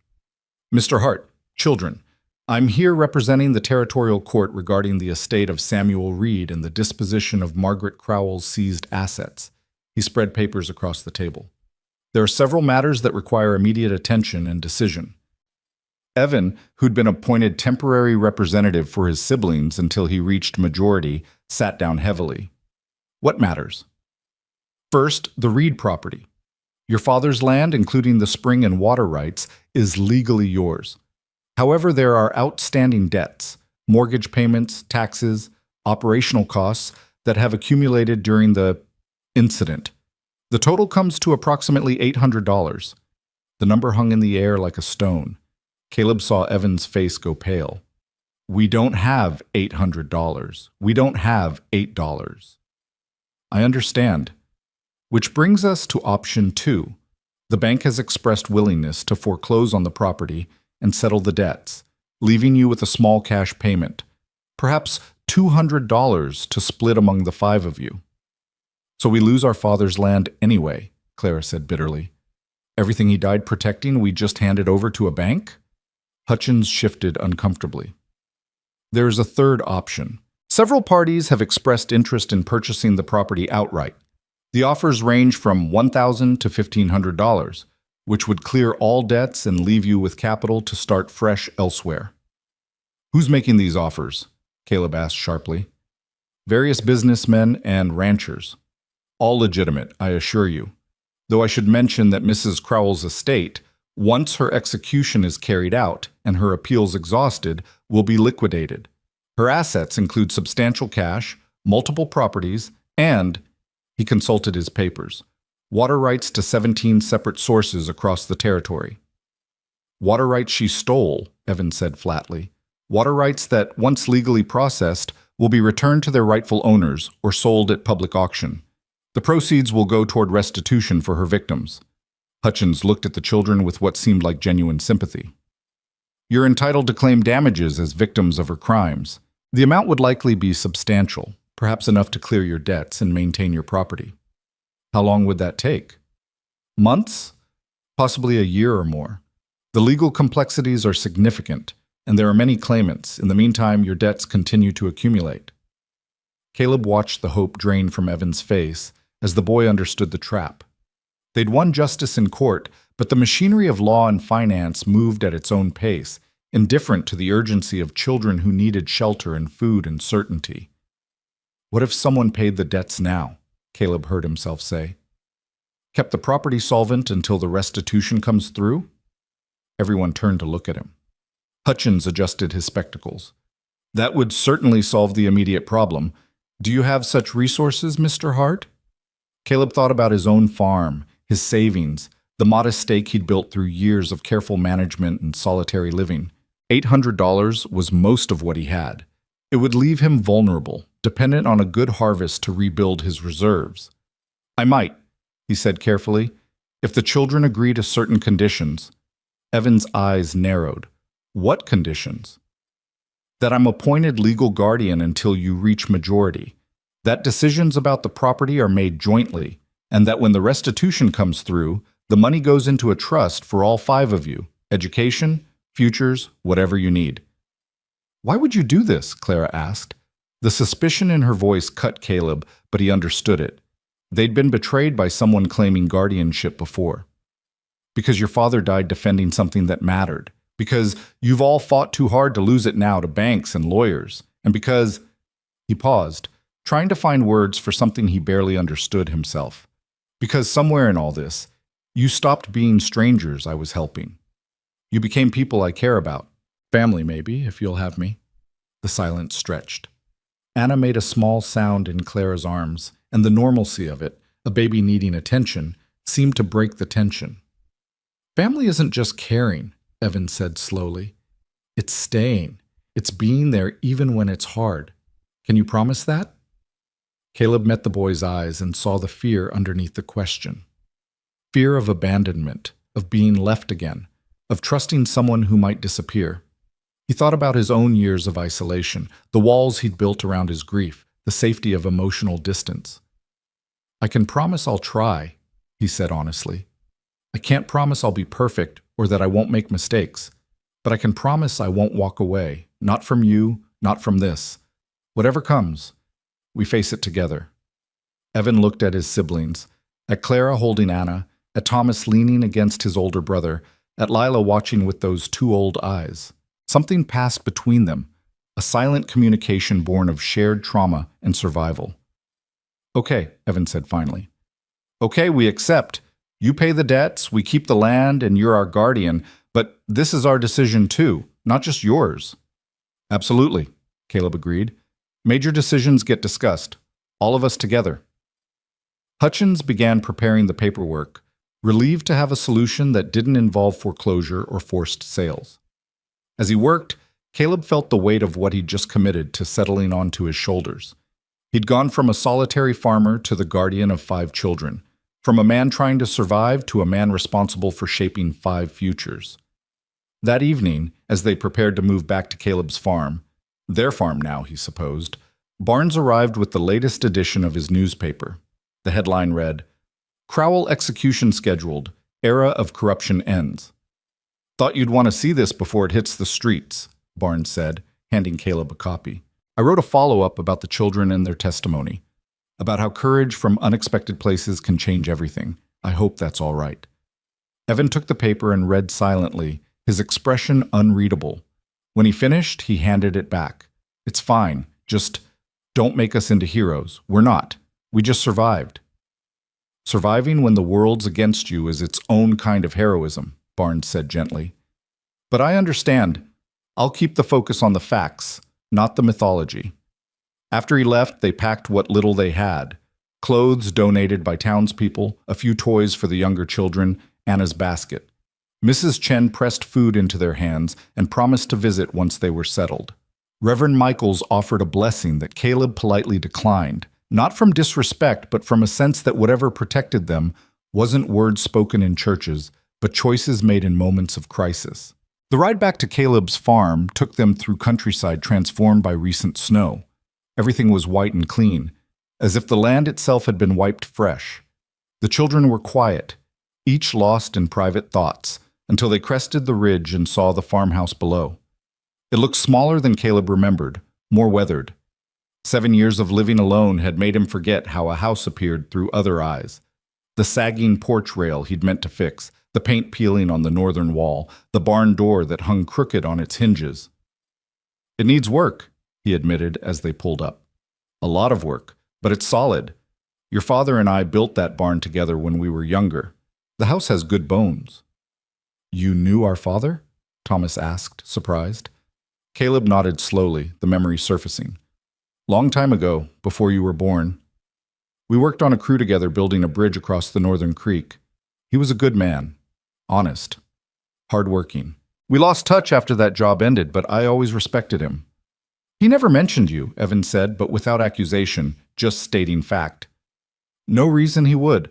We weren't close, just 2 men who once worked side by side. But I remember him, and I remember thinking the territory needed more men like Samuel Reed, men who stood for something." They unloaded in silence as the sun set, painting the snow pink and gold. Inside, the house was cold, and Caleb started fires in both stoves, while the children explored rooms that would now be their home. He heard their footsteps overhead, their quiet conversations, the sound of Anna's laughter as Clara made faces at her. This was what life sounded like, he realized. Not the silence of grief, but the noise of people living together, occupying space, filling emptiness with presence. That night, he cooked the first real meal they'd shared in his house, venison stew with vegetables, bread still warm from Mrs. Chen's oven, apple pie she'd insisted they take. They ate at the table that had seen only Caleb's solitary meals for 7 years, and the difference was profound. Food tasted better when shared. Warmth felt deeper when surrounded by others. Even the simple act of passing the salt became meaningful. "Tomorrow," Caleb said as they finished eating, "we'll need to make plans. The farm needs winterizing, the animals need tending. We'll need to discuss schooling for you 3 older ones, and—" "Can we just have tonight first?" Clara interrupted softly. "Can we just sit here and be safe for one night before we start planning everything else?" Caleb looked at her, at all of them, and saw the exhaustion that ran deeper than bodies, deeper than fear. They needed rest not just from danger, but from constant vigilance, from always thinking 3 moves ahead. "Of course," he said. "Tonight we rest. Tomorrow we plan." They stayed at the table long after the meal ended, talking about nothing important: favorite foods, funny stories, memories of times before everything went wrong. Lila described the creek on their old property where she'd caught her first fish. Thomas talked about a dog they'd once had named Rusty. Clara remembered her mother's singing voice. Evan spoke haltingly about his father's laugh, how it sounded like thunder rolling across summer fields. Caleb shared his own memories of Mary's terrible cooking when they first married, how she'd burned soup and he'd eaten it anyway. Of Samuel learning to walk, stumbling around the yard chasing chickens. Small moments that had seemed insignificant at the time, but which now constituted his entire treasure of family. When the candles burned low and Anna fell asleep in Clara's arms, they moved upstairs to the rooms Caleb had hastily prepared. The boys would share Samuel's old room, the girls would take what had been Mary's sewing room, and Anna would sleep in a cradle Caleb had pulled from the attic, the same cradle that had once held his son. As he helped Thomas make up his bed, the boy looked at him seriously. "Mr. Hart, are you sad that we're here? In your son's room, I mean. Does it hurt?" The question was so direct, so innocent, that Caleb had to pause before answering. "It did hurt," he said finally, "when I first brought you here that Christmas Eve. But now it feels right. Like the room was waiting for children who needed it. Samuel would have liked that, I think. He was generous, even as a little boy, always sharing his toys, his food. He would have wanted his room to help someone." Thomas considered this, then nodded. "I'll take good care of it. And maybe sometimes, if it's okay, you could tell us stories about him, so we know who lived here before us?" "I'd like that," Caleb said, surprised by how true it was. For 7 years he'd refused to speak of Samuel, as if silence could preserve his memory in amber. But maybe sharing those stories, letting them live in other minds and hearts, was a better preservation. Sleep came easier that night than it had in weeks. Caleb lay in his own bed listening to the house settle around him, hearing the breathing of 5 children who'd somehow become his responsibility and his purpose. Outside, the wind howled and snow fell, but inside was warmth and safety, and something that felt like the beginning of healing. The next morning brought practical reality crashing back. Caleb woke to find his water pump frozen, 3 chickens dead from the cold, and Duchess, his mare, favoring her left front leg. The farm had suffered from his absence, and rebuilding would require work and money and time he wasn't sure he had.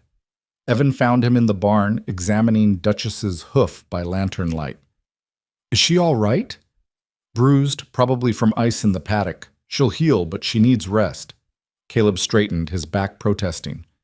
"Your father's property. When was the last time anyone checked on it?" "Not since we ran. Why?" "Because 2 weeks of winter with no one tending things means frozen pipes, dead livestock, damage. We should ride over today, assess what needs doing." They saddled 2 horses. Duchess wasn't fit, so Caleb borrowed a gelding from his neighbor and set out after breakfast, leaving Clara in charge of the younger children. The Reed property was 5 miles north, and the ride gave them time to talk without the others listening. "You didn't have to do this," Evan said as they followed the snow-covered road. "Take us in. Pay our debts. You could have just testified and walked away." "Could have. Didn't want to." "Why not?" Caleb watched his breath fog in the cold air. "You asked me that before. I gave you an answer about duty and doing what's right. But the truth is more complicated. When Mary and Samuel died, I thought my life was over. Not in the sense that I wanted to die, but in the sense that the part of me that connected to other people, that cared about anything beyond survival. That part went dormant. For 7 years, I went through motions. I worked, I ate, I slept, but I didn't live. Not really. And then we showed up in your barn. And then you showed up. 5 strangers who needed help, and something in me woke up. At first, I told myself it was just temporary, just until you were safe. But the more time I spent with you, the more I remembered what it felt like to matter to someone, to have a reason to get up beyond habit. You gave me that back. Evan was quiet for a long moment. My dad used to say that people save each other, that it's never just one person helping another. It always goes both ways. I didn't understand what he meant until now. They rode in companionable silence after that, and when they reached the Reed property, both stopped on the ridge to take it in. The house stood abandoned, windows dark, snow piled against the door. The barn's door swung loose in the wind.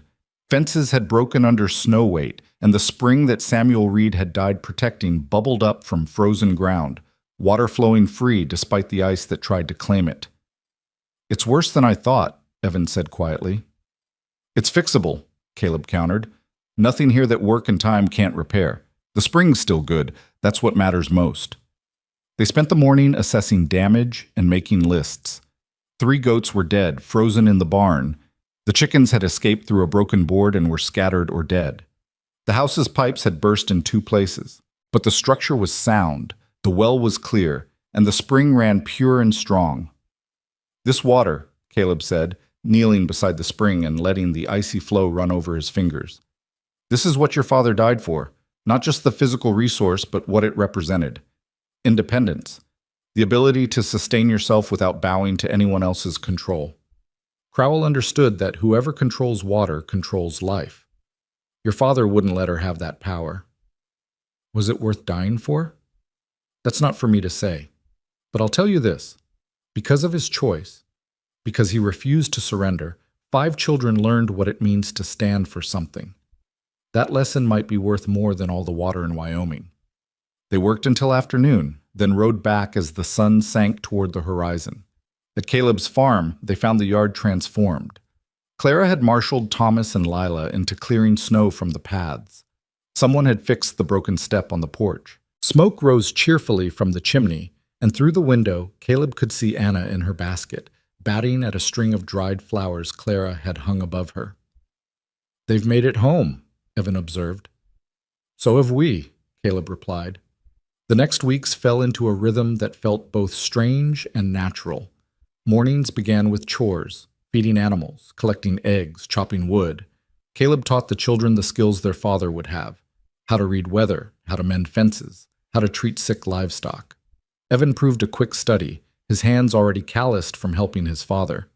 Clara had a gift for cooking, transforming basic ingredients into meals that warmed more than just bodies. Even Thomas and Lila contributed, their small hands suited for delicate work like sorting seeds and mending tack. In the afternoons, Caleb insisted on schooling.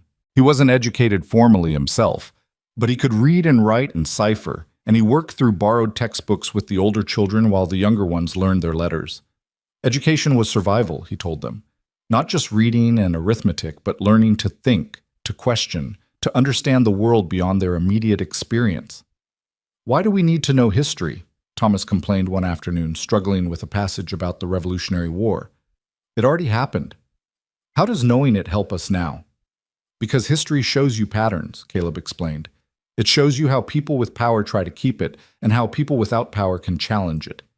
Everything that happened with Crowell, the corruption, the intimidation, the belief she was untouchable, that's happened before in different times and places. Understanding history means you recognize those patterns when you see them starting again." Valentine Michaels visited weekly, bringing news from town and checking on their well-being. Margaret Crowell's execution had been carried out on schedule, he reported. She'd gone to the gallows cursing everyone who'd testified against her, refusing to admit guilt even at the end. Her estate was being liquidated, and the process of returning stolen property and water rights had begun. "There's talk of naming the spring after your father," Michaels told Evan during one visit. "Reed Spring, as a memorial to his resistance. Some families whose water Crowell stole want to create a collective, shared resources, mutual protection. They're calling it the Reed Agreement, after Samuel's refusal to be intimidated. Evan's face showed complicated emotions. They're turning him into a symbol. Is that bad? I don't know. It feels like they're taking him away from us somehow, making him into something public when he was just our dad. Caleb understood that feeling. When Mary and Samuel died, people had offered condolences that felt like they were claiming ownership of his grief, turning private loss into public performance.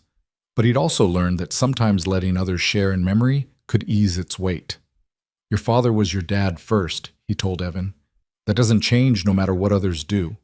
But if his stand can inspire others to resist corruption, to protect what matters, maybe that's another kind of legacy. Not replacing your memories, just adding to them. March brought the thaw, and with it, news from Cheyenne. The territorial governor's office sent notice that the Reed children's restitution claim had been approved. Crowell's liquidated estate would provide each child with approximately $3,000, more than enough to pay off all debts, restore their property, and establish trust funds for their futures.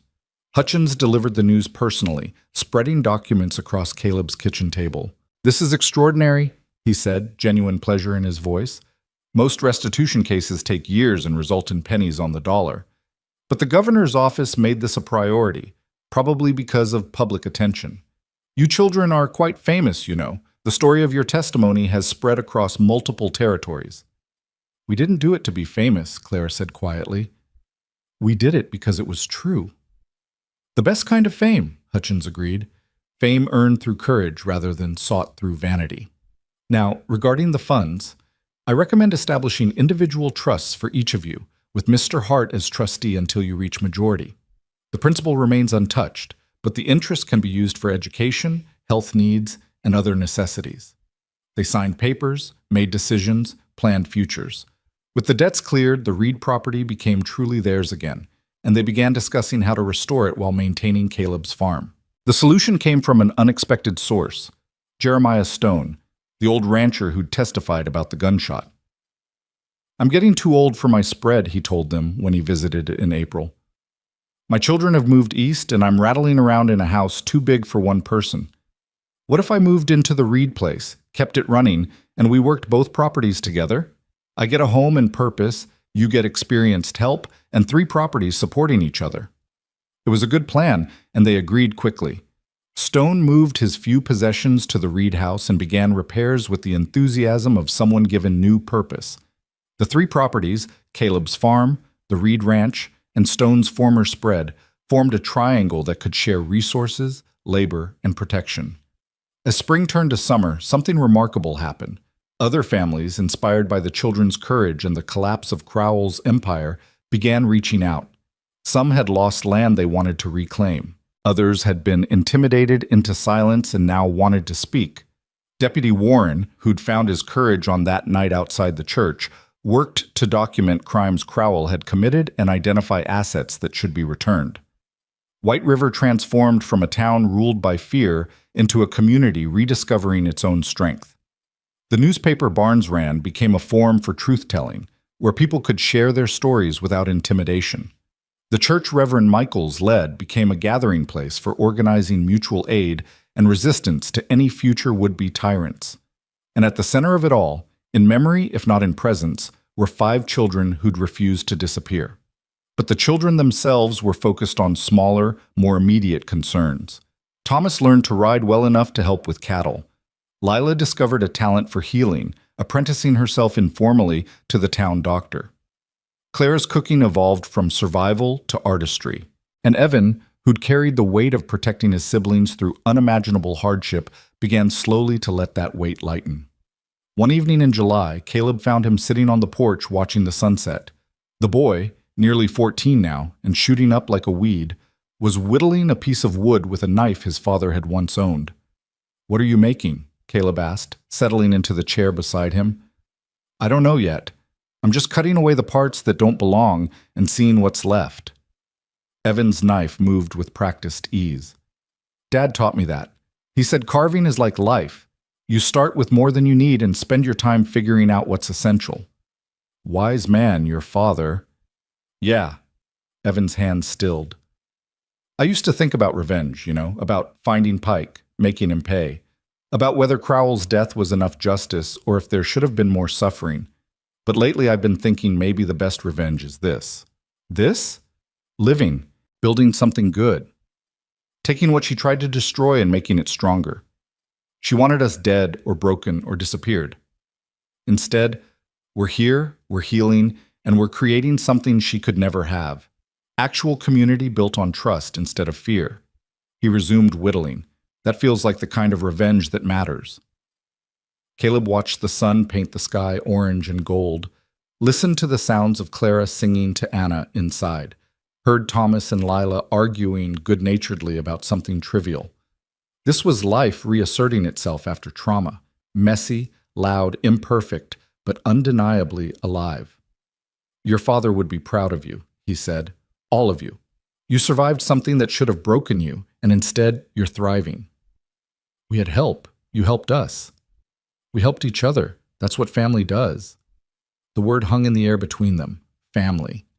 Not the family they'd lost, but the family they'd chosen and built from necessity and proximity and shared survival. It wasn't traditional, wasn't what either of them had imagined, but it was real and strong and worth protecting. In August, the territorial court finalized Caleb's guardianship, making official what had been functional for months. Judge Henderson, who'd presided over Crowell's trial, came personally to deliver the papers and observe the situation. I confess I was skeptical at first, he told Caleb privately. A bachelor farmer taking on 5 orphans. It seemed like a recipe for disaster. But what you've built here, what these children have become under your care, it's extraordinary. They're not just surviving, they're flourishing. I can't take credit for that. They were already extraordinary. I just gave them space to be. You gave them more than space. You gave them safety, stability, and, if you'll forgive the observation, a model of what it means to stand for something even when it costs you. Henderson signed the final documents. Guardianship is granted through Evan's 18th birthday, at which point he becomes legal guardian of his siblings unless other arrangements are made. The court will check in annually, but I don't anticipate problems. You've proven yourself more than capable. After Henderson left, Caleb gathered the children to explain what the guardianship meant legally. But before he could start, Evan spoke up. We know what it means. It means you're officially stuck with us. The boy's attempt at levity couldn't quite hide the deeper emotion underneath. Thank you for everything, for not turning us away that first night, for fighting for us, for making us family when we thought we'd never have one again. You're welcome, Caleb said, his throat tight. But you need to understand something. This arrangement, it's not just me taking care of you. It's mutual. You've given me back something I thought was gone forever. Purpose, connection, a reason to keep going beyond just survival. So don't thank me like I'm doing you a favor. We're doing each other a favor. We're saving each other.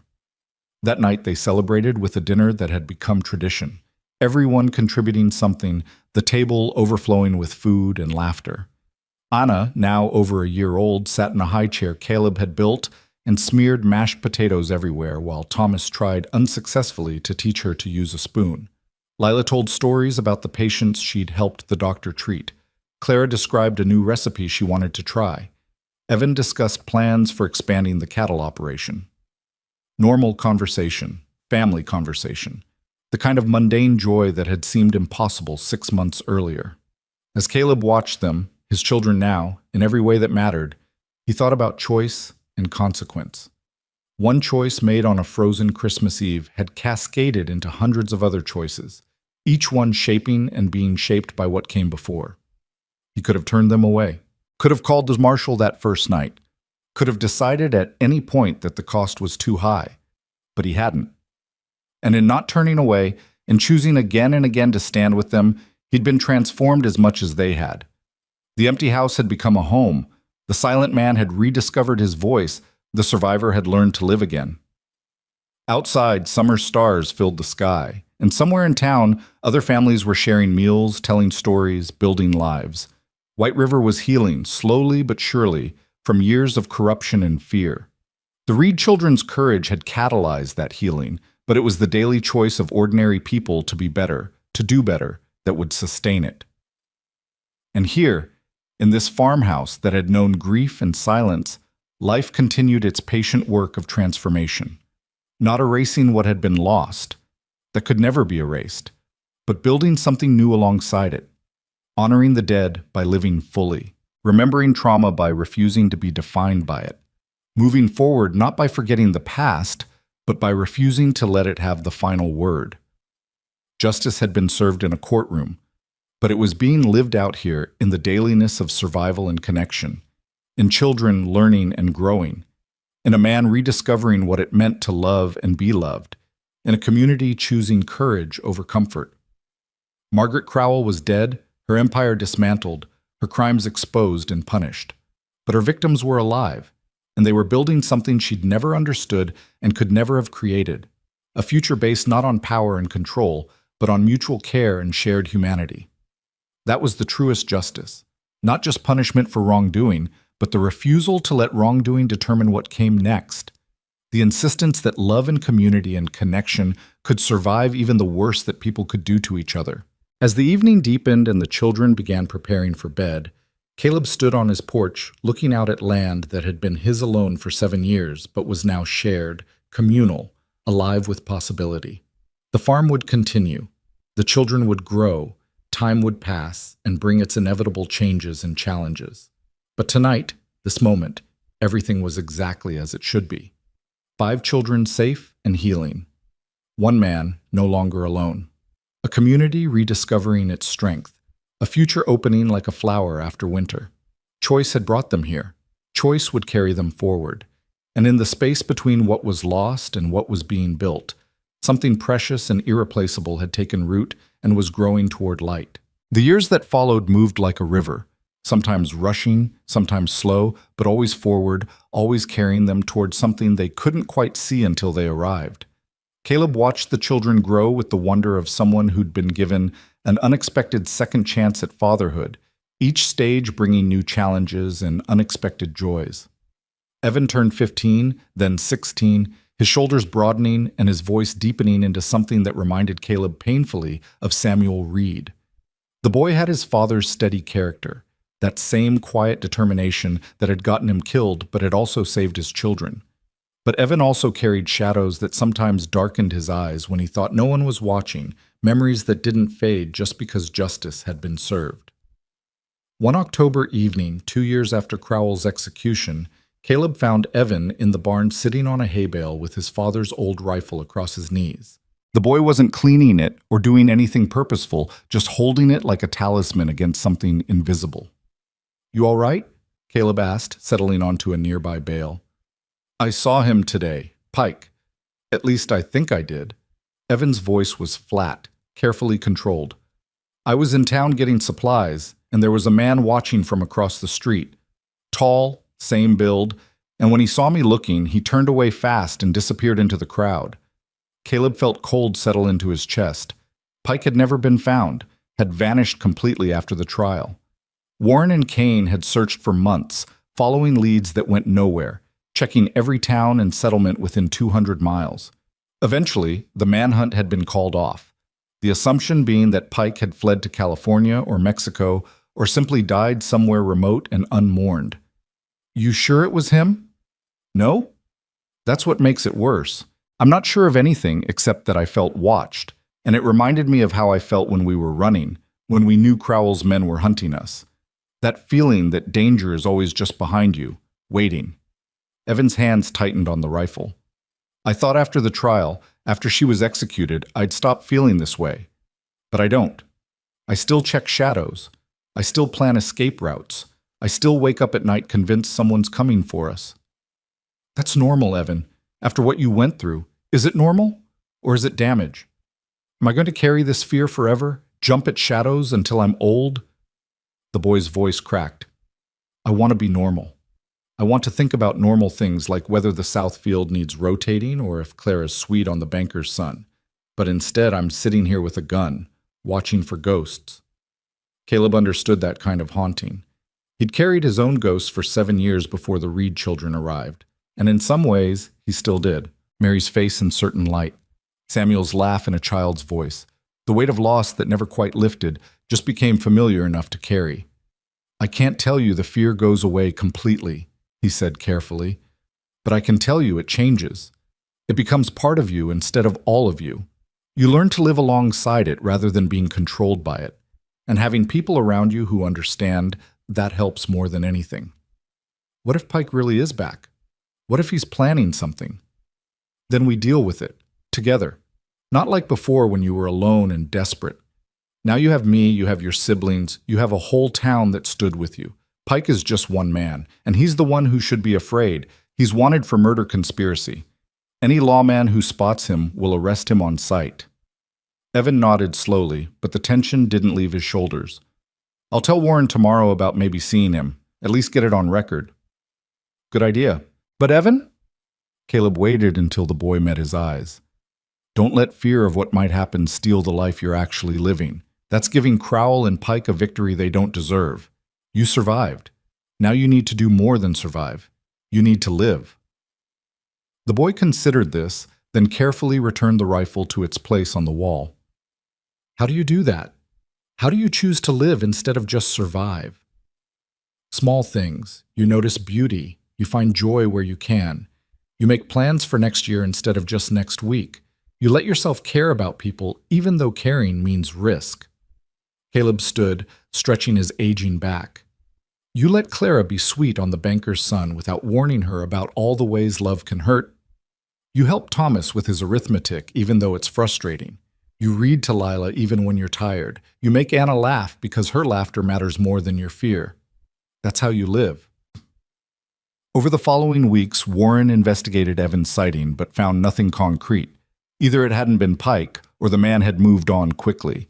But the incident served as a reminder that some wounds never fully healed, some fears never fully released their grip.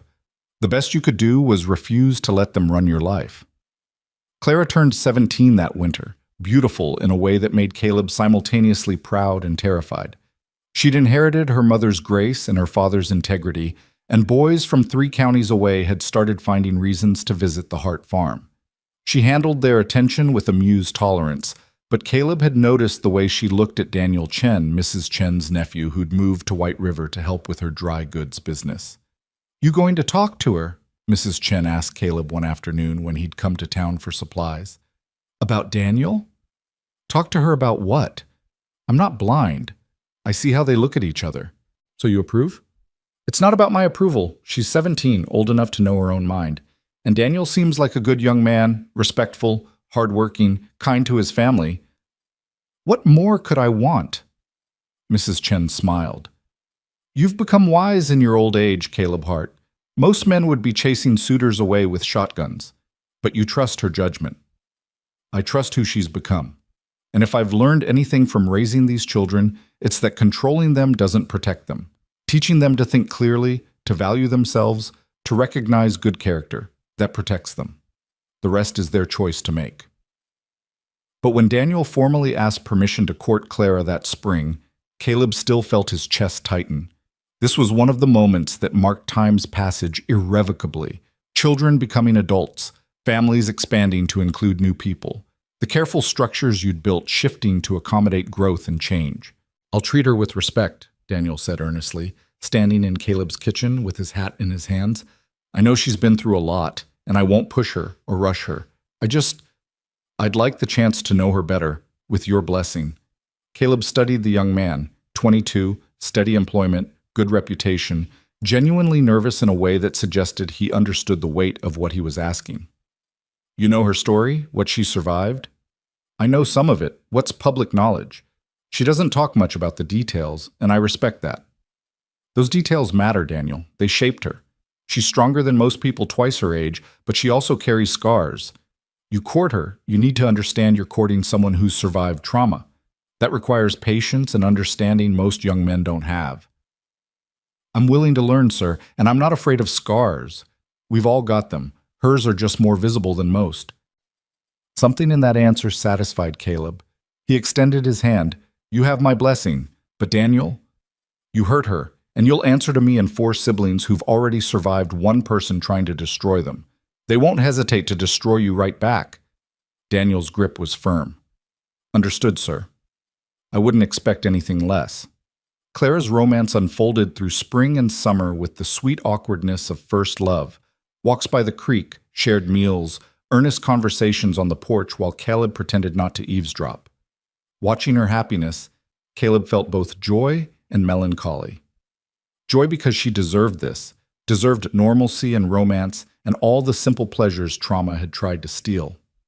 Melancholy because it marked the beginning of her moving toward her own life, away from the tight unit they'd formed in survival. "You're not losing her," Evan said one evening, reading Caleb's mood with the perception he'd developed from years of watching for danger. "She's just expanding. We all are. That's how it's supposed to work." "I know. Doesn't make it easier." "Nothing about this has been easy. But look at us. We're here. We're whole. We're building lives. That's more than anyone expected when we showed up in your barn half dead from cold and fear. Whatever comes next, we can handle it." That confidence was tested sooner than expected. In September, Thomas came down with a fever that wouldn't break. Lila, who'd been studying with the town doctor, recognized symptoms that made her face go pale. Scarlet fever, the same disease that had killed Caleb's first wife and son. "We need to quarantine him," she said with an authority that seemed too large for her 14 years. "Keep Anna away especially. She's most vulnerable. I'll need clean water, cool cloths, and we'll have to watch for complications." For 3 days, Thomas burned with fever while Lila and Clara took turns nursing him. Caleb sat with the boy through the worst nights, remembering another child's fevered body, another battle against disease that had ended in loss. The parallel was almost too much to bear, history repeating with unbearable precision. "Don't you die on me," Caleb whispered to Thomas on the third night, when the boy's breathing turned shallow and his skin blazed with heat. "Don't you dare. Your father died protecting you. Your siblings fought hell itself to keep you safe. You don't get to give up now." Thomas's eyes fluttered open, unfocused. "Tired," he whispered. "So tired." "I know, but you have to fight. You have to stay." Caleb gripped the small hand, feeling how fragile it was, how easily life could slip away. "There's so much ahead for you, so much you haven't seen or done. You don't know who you'll become yet. Don't leave before you find out." Whether the words penetrated the fever, or whether Thomas's constitution was simply stronger than Samuel's had been, the fever broke before dawn. The boy woke weak and soaked with sweat, but lucid, asking for water in a voice that was thin but unmistakably alive.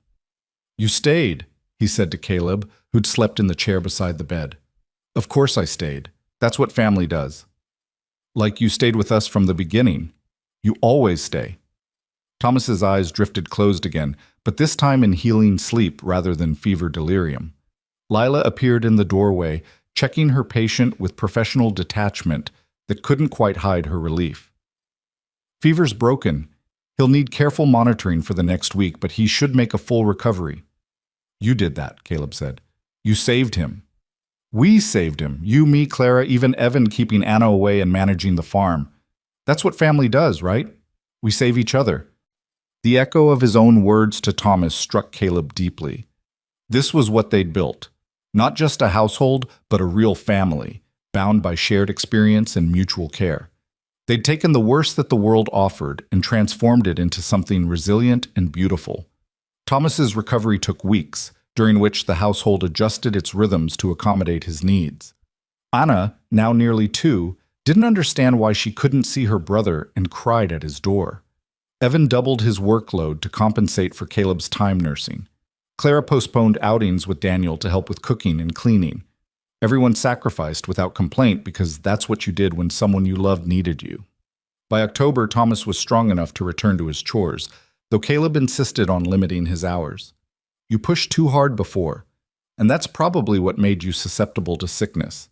Listen to your body. Rest when you're tired. There's no virtue in working yourself into the ground. But the farm will survive whether you milk the cows today or tomorrow. You won't survive if you don't take care of yourself." That winter, Caleb turned 60. The children threw him a surprise party that wasn't very surprising. They were terrible at keeping secrets, but was deeply moving nonetheless. They'd invited half the town, and Caleb's small farmhouse overflowed with people who'd become friends, neighbors, family, in the broader sense.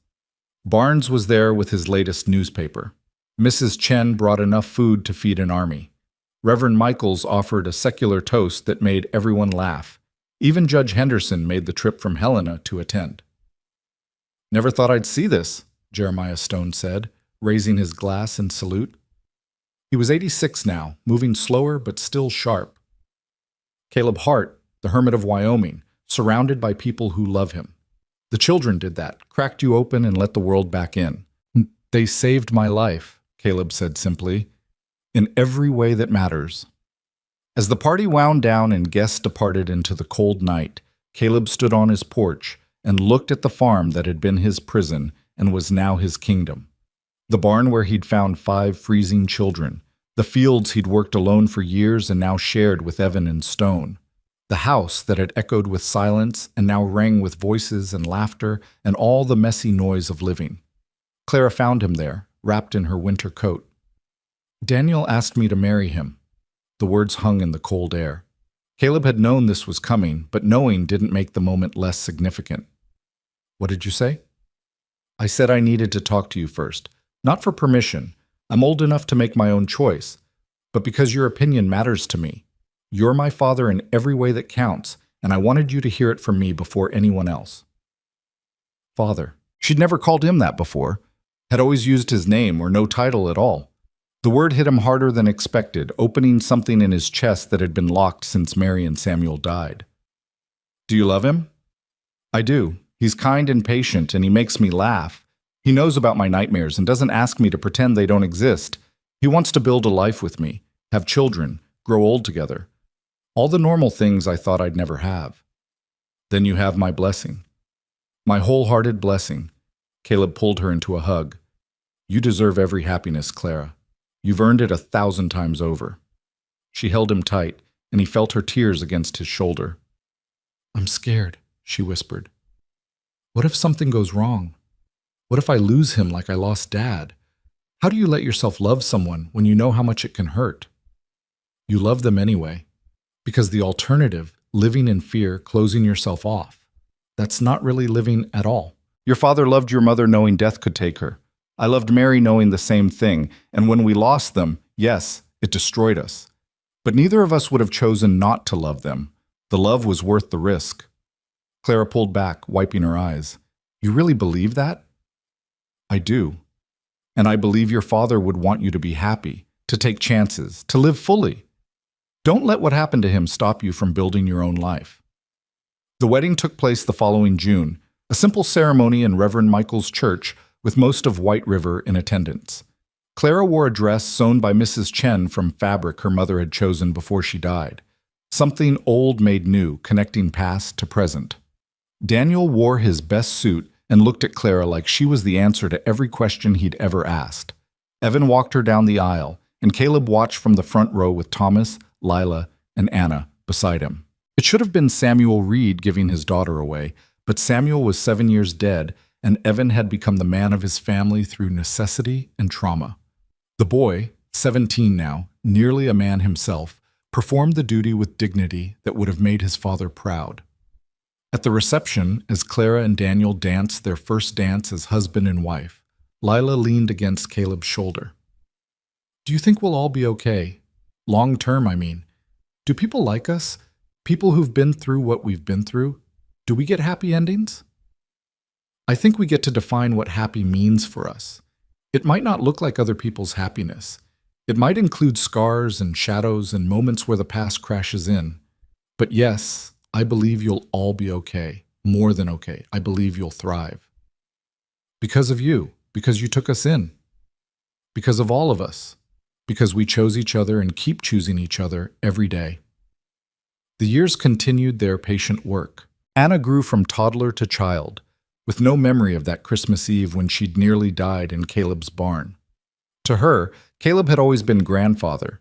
She couldn't remember a time before him, before this family, before this life. Her innocence was a gift to them all, proof that trauma didn't have to be inherited, that new beginnings were possible. Evan turned 18 and officially became guardian of his siblings, though in practice nothing changed. They were all bound together by something stronger than legal documents. When Evan decided to attend agricultural college in Laramie, they managed the separation with letters and visits, and when he returned with new techniques for crop rotation and animal husbandry, the farms benefited from his education. Thomas found his calling in numbers, apprenticing with the territory's land surveyor and developing a reputation for precision and honesty. Lila became the town's unofficial physician when old Doc Henderson finally retired, her gentle manner and hard-won wisdom making her beloved by patients. Even Anna, as she grew, showed signs of artistic talent that Clara and Daniel nurtured with paints and drawing paper. Clara and Daniel's first child, a boy they named Samuel, was born 3 years after their wedding. Caleb held his namesake grandson and felt time complete a circle he'd thought was broken forever. This child carried the name forward, honoring the dead while fully inhabiting the present. "Your great-grandfather would have loved you," Caleb whispered to the sleeping infant. "He was brave and stubborn and believed in standing for what mattered. Grow up to be like him, but grow up safe. That's all any of us want for you, to inherit the best parts of the past without having to survive what we did." The territorial newspapers stopped writing about the Reed children as years passed and other stories claimed attention. But in White River and the surrounding valley, their story became foundational. The story parents told children about courage and justice. The story people referenced when facing their own smaller battles against corruption or intimidation. The Reed Agreement still governed water rights, ensuring that no single person could accumulate the power Crowell had wielded.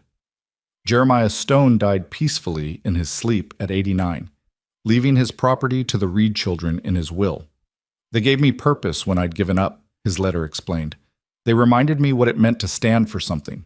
This land should go to people who understand its value beyond money."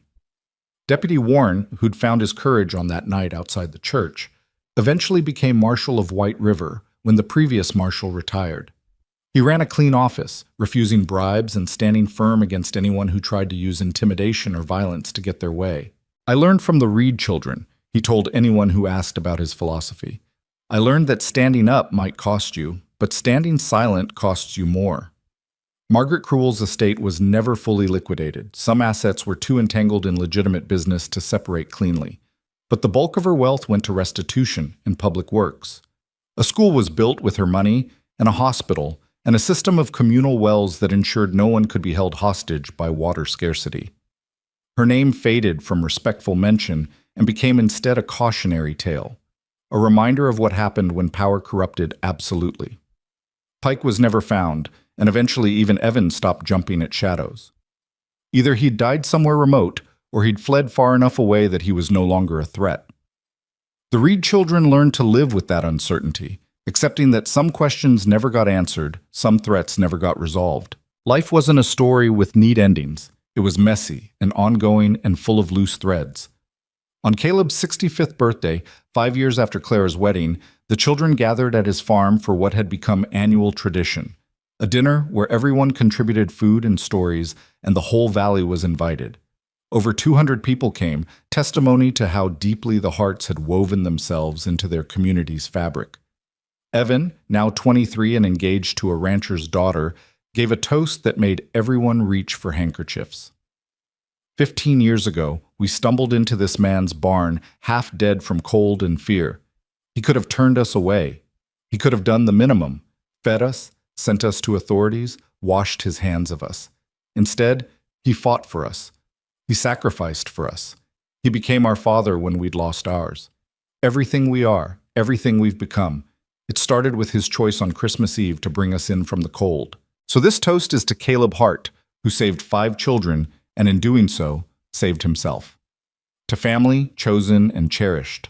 To standing when it's easier to walk away. To love that transforms. To him. To him, the crowd echoed, glasses raised. Caleb stood awkwardly, uncomfortable with attention but deeply moved. "I don't deserve this," he said. "What I did, taking you in, fighting for you, it wasn't noble or heroic. It was selfish. You saved me from a half-life I was living, from years of just going through motions. You gave me back purpose and connection and love I thought I'd lost forever. So thank you. Thank you for stumbling into my barn. Thank you for letting me be part of your family. Thank you for transforming my ending into a new beginning."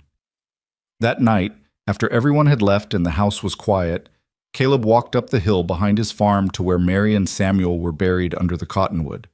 He'd neglected these graves for years, unable to bear visiting them. But the Reed children had changed that too. They'd cleaned the site, planted flowers, made it a place of peace rather than pain. "I hope you don't mind," he said to the headstones, feeling slightly foolish talking to the dead, but doing it anyway. "I hope you don't mind that I found another family, that I let myself love again. I never forgot you. You're part of me always.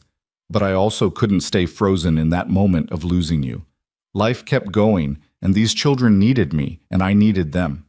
I think you'd like them. I think Samuel would have played with Thomas and Anna. I think you would have loved Clara's wedding, Mary. I think you'd be proud of what we've built here." The wind moved through the cottonwood, and in its sound, Caleb heard neither approval nor condemnation, just the patient whisper of time moving forward, carrying everything with it. He was 68 when the heart troubles started. Not dramatic, just a gradual weakening, a sense that his body was finally calling in debts accumulated through years of hard living. The doctor advised rest, lighter duties, acceptance of limitations. The children hovered, worried, trying to take on more of his work.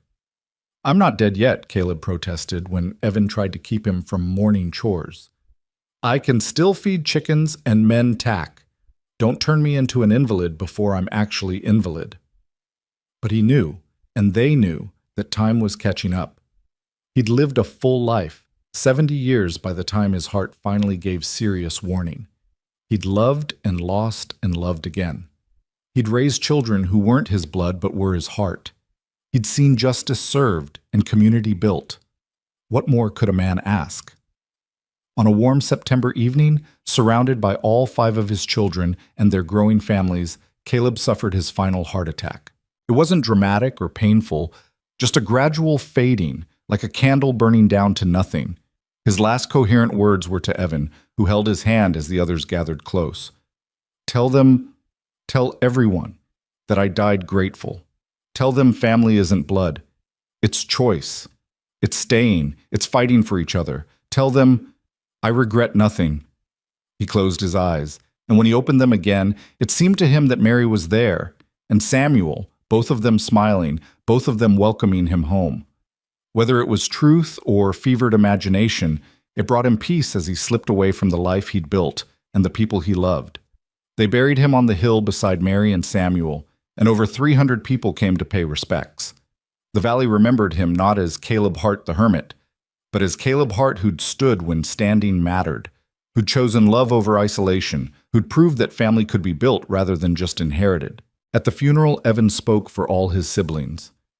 "This man wasn't our father by birth, but he was our father by choice, by sacrifice, by love that asked nothing in return. He saved us when we were children, and he shaped us as we grew. Everything good in us, our courage, our integrity, our capacity to stand for what matters, we learned from watching him. He taught us that one person choosing to act can change everything. That goodness isn't weakness. That family isn't defined by blood, but by who stays, who fights, who never lets go. We'll miss him every day for the rest of our lives, but we'll also carry him forward in how we live, in how we love, in how we choose to stand when the world demands we sit down." The years that followed showed the lasting impact of that choice made on Christmas Eve so long ago.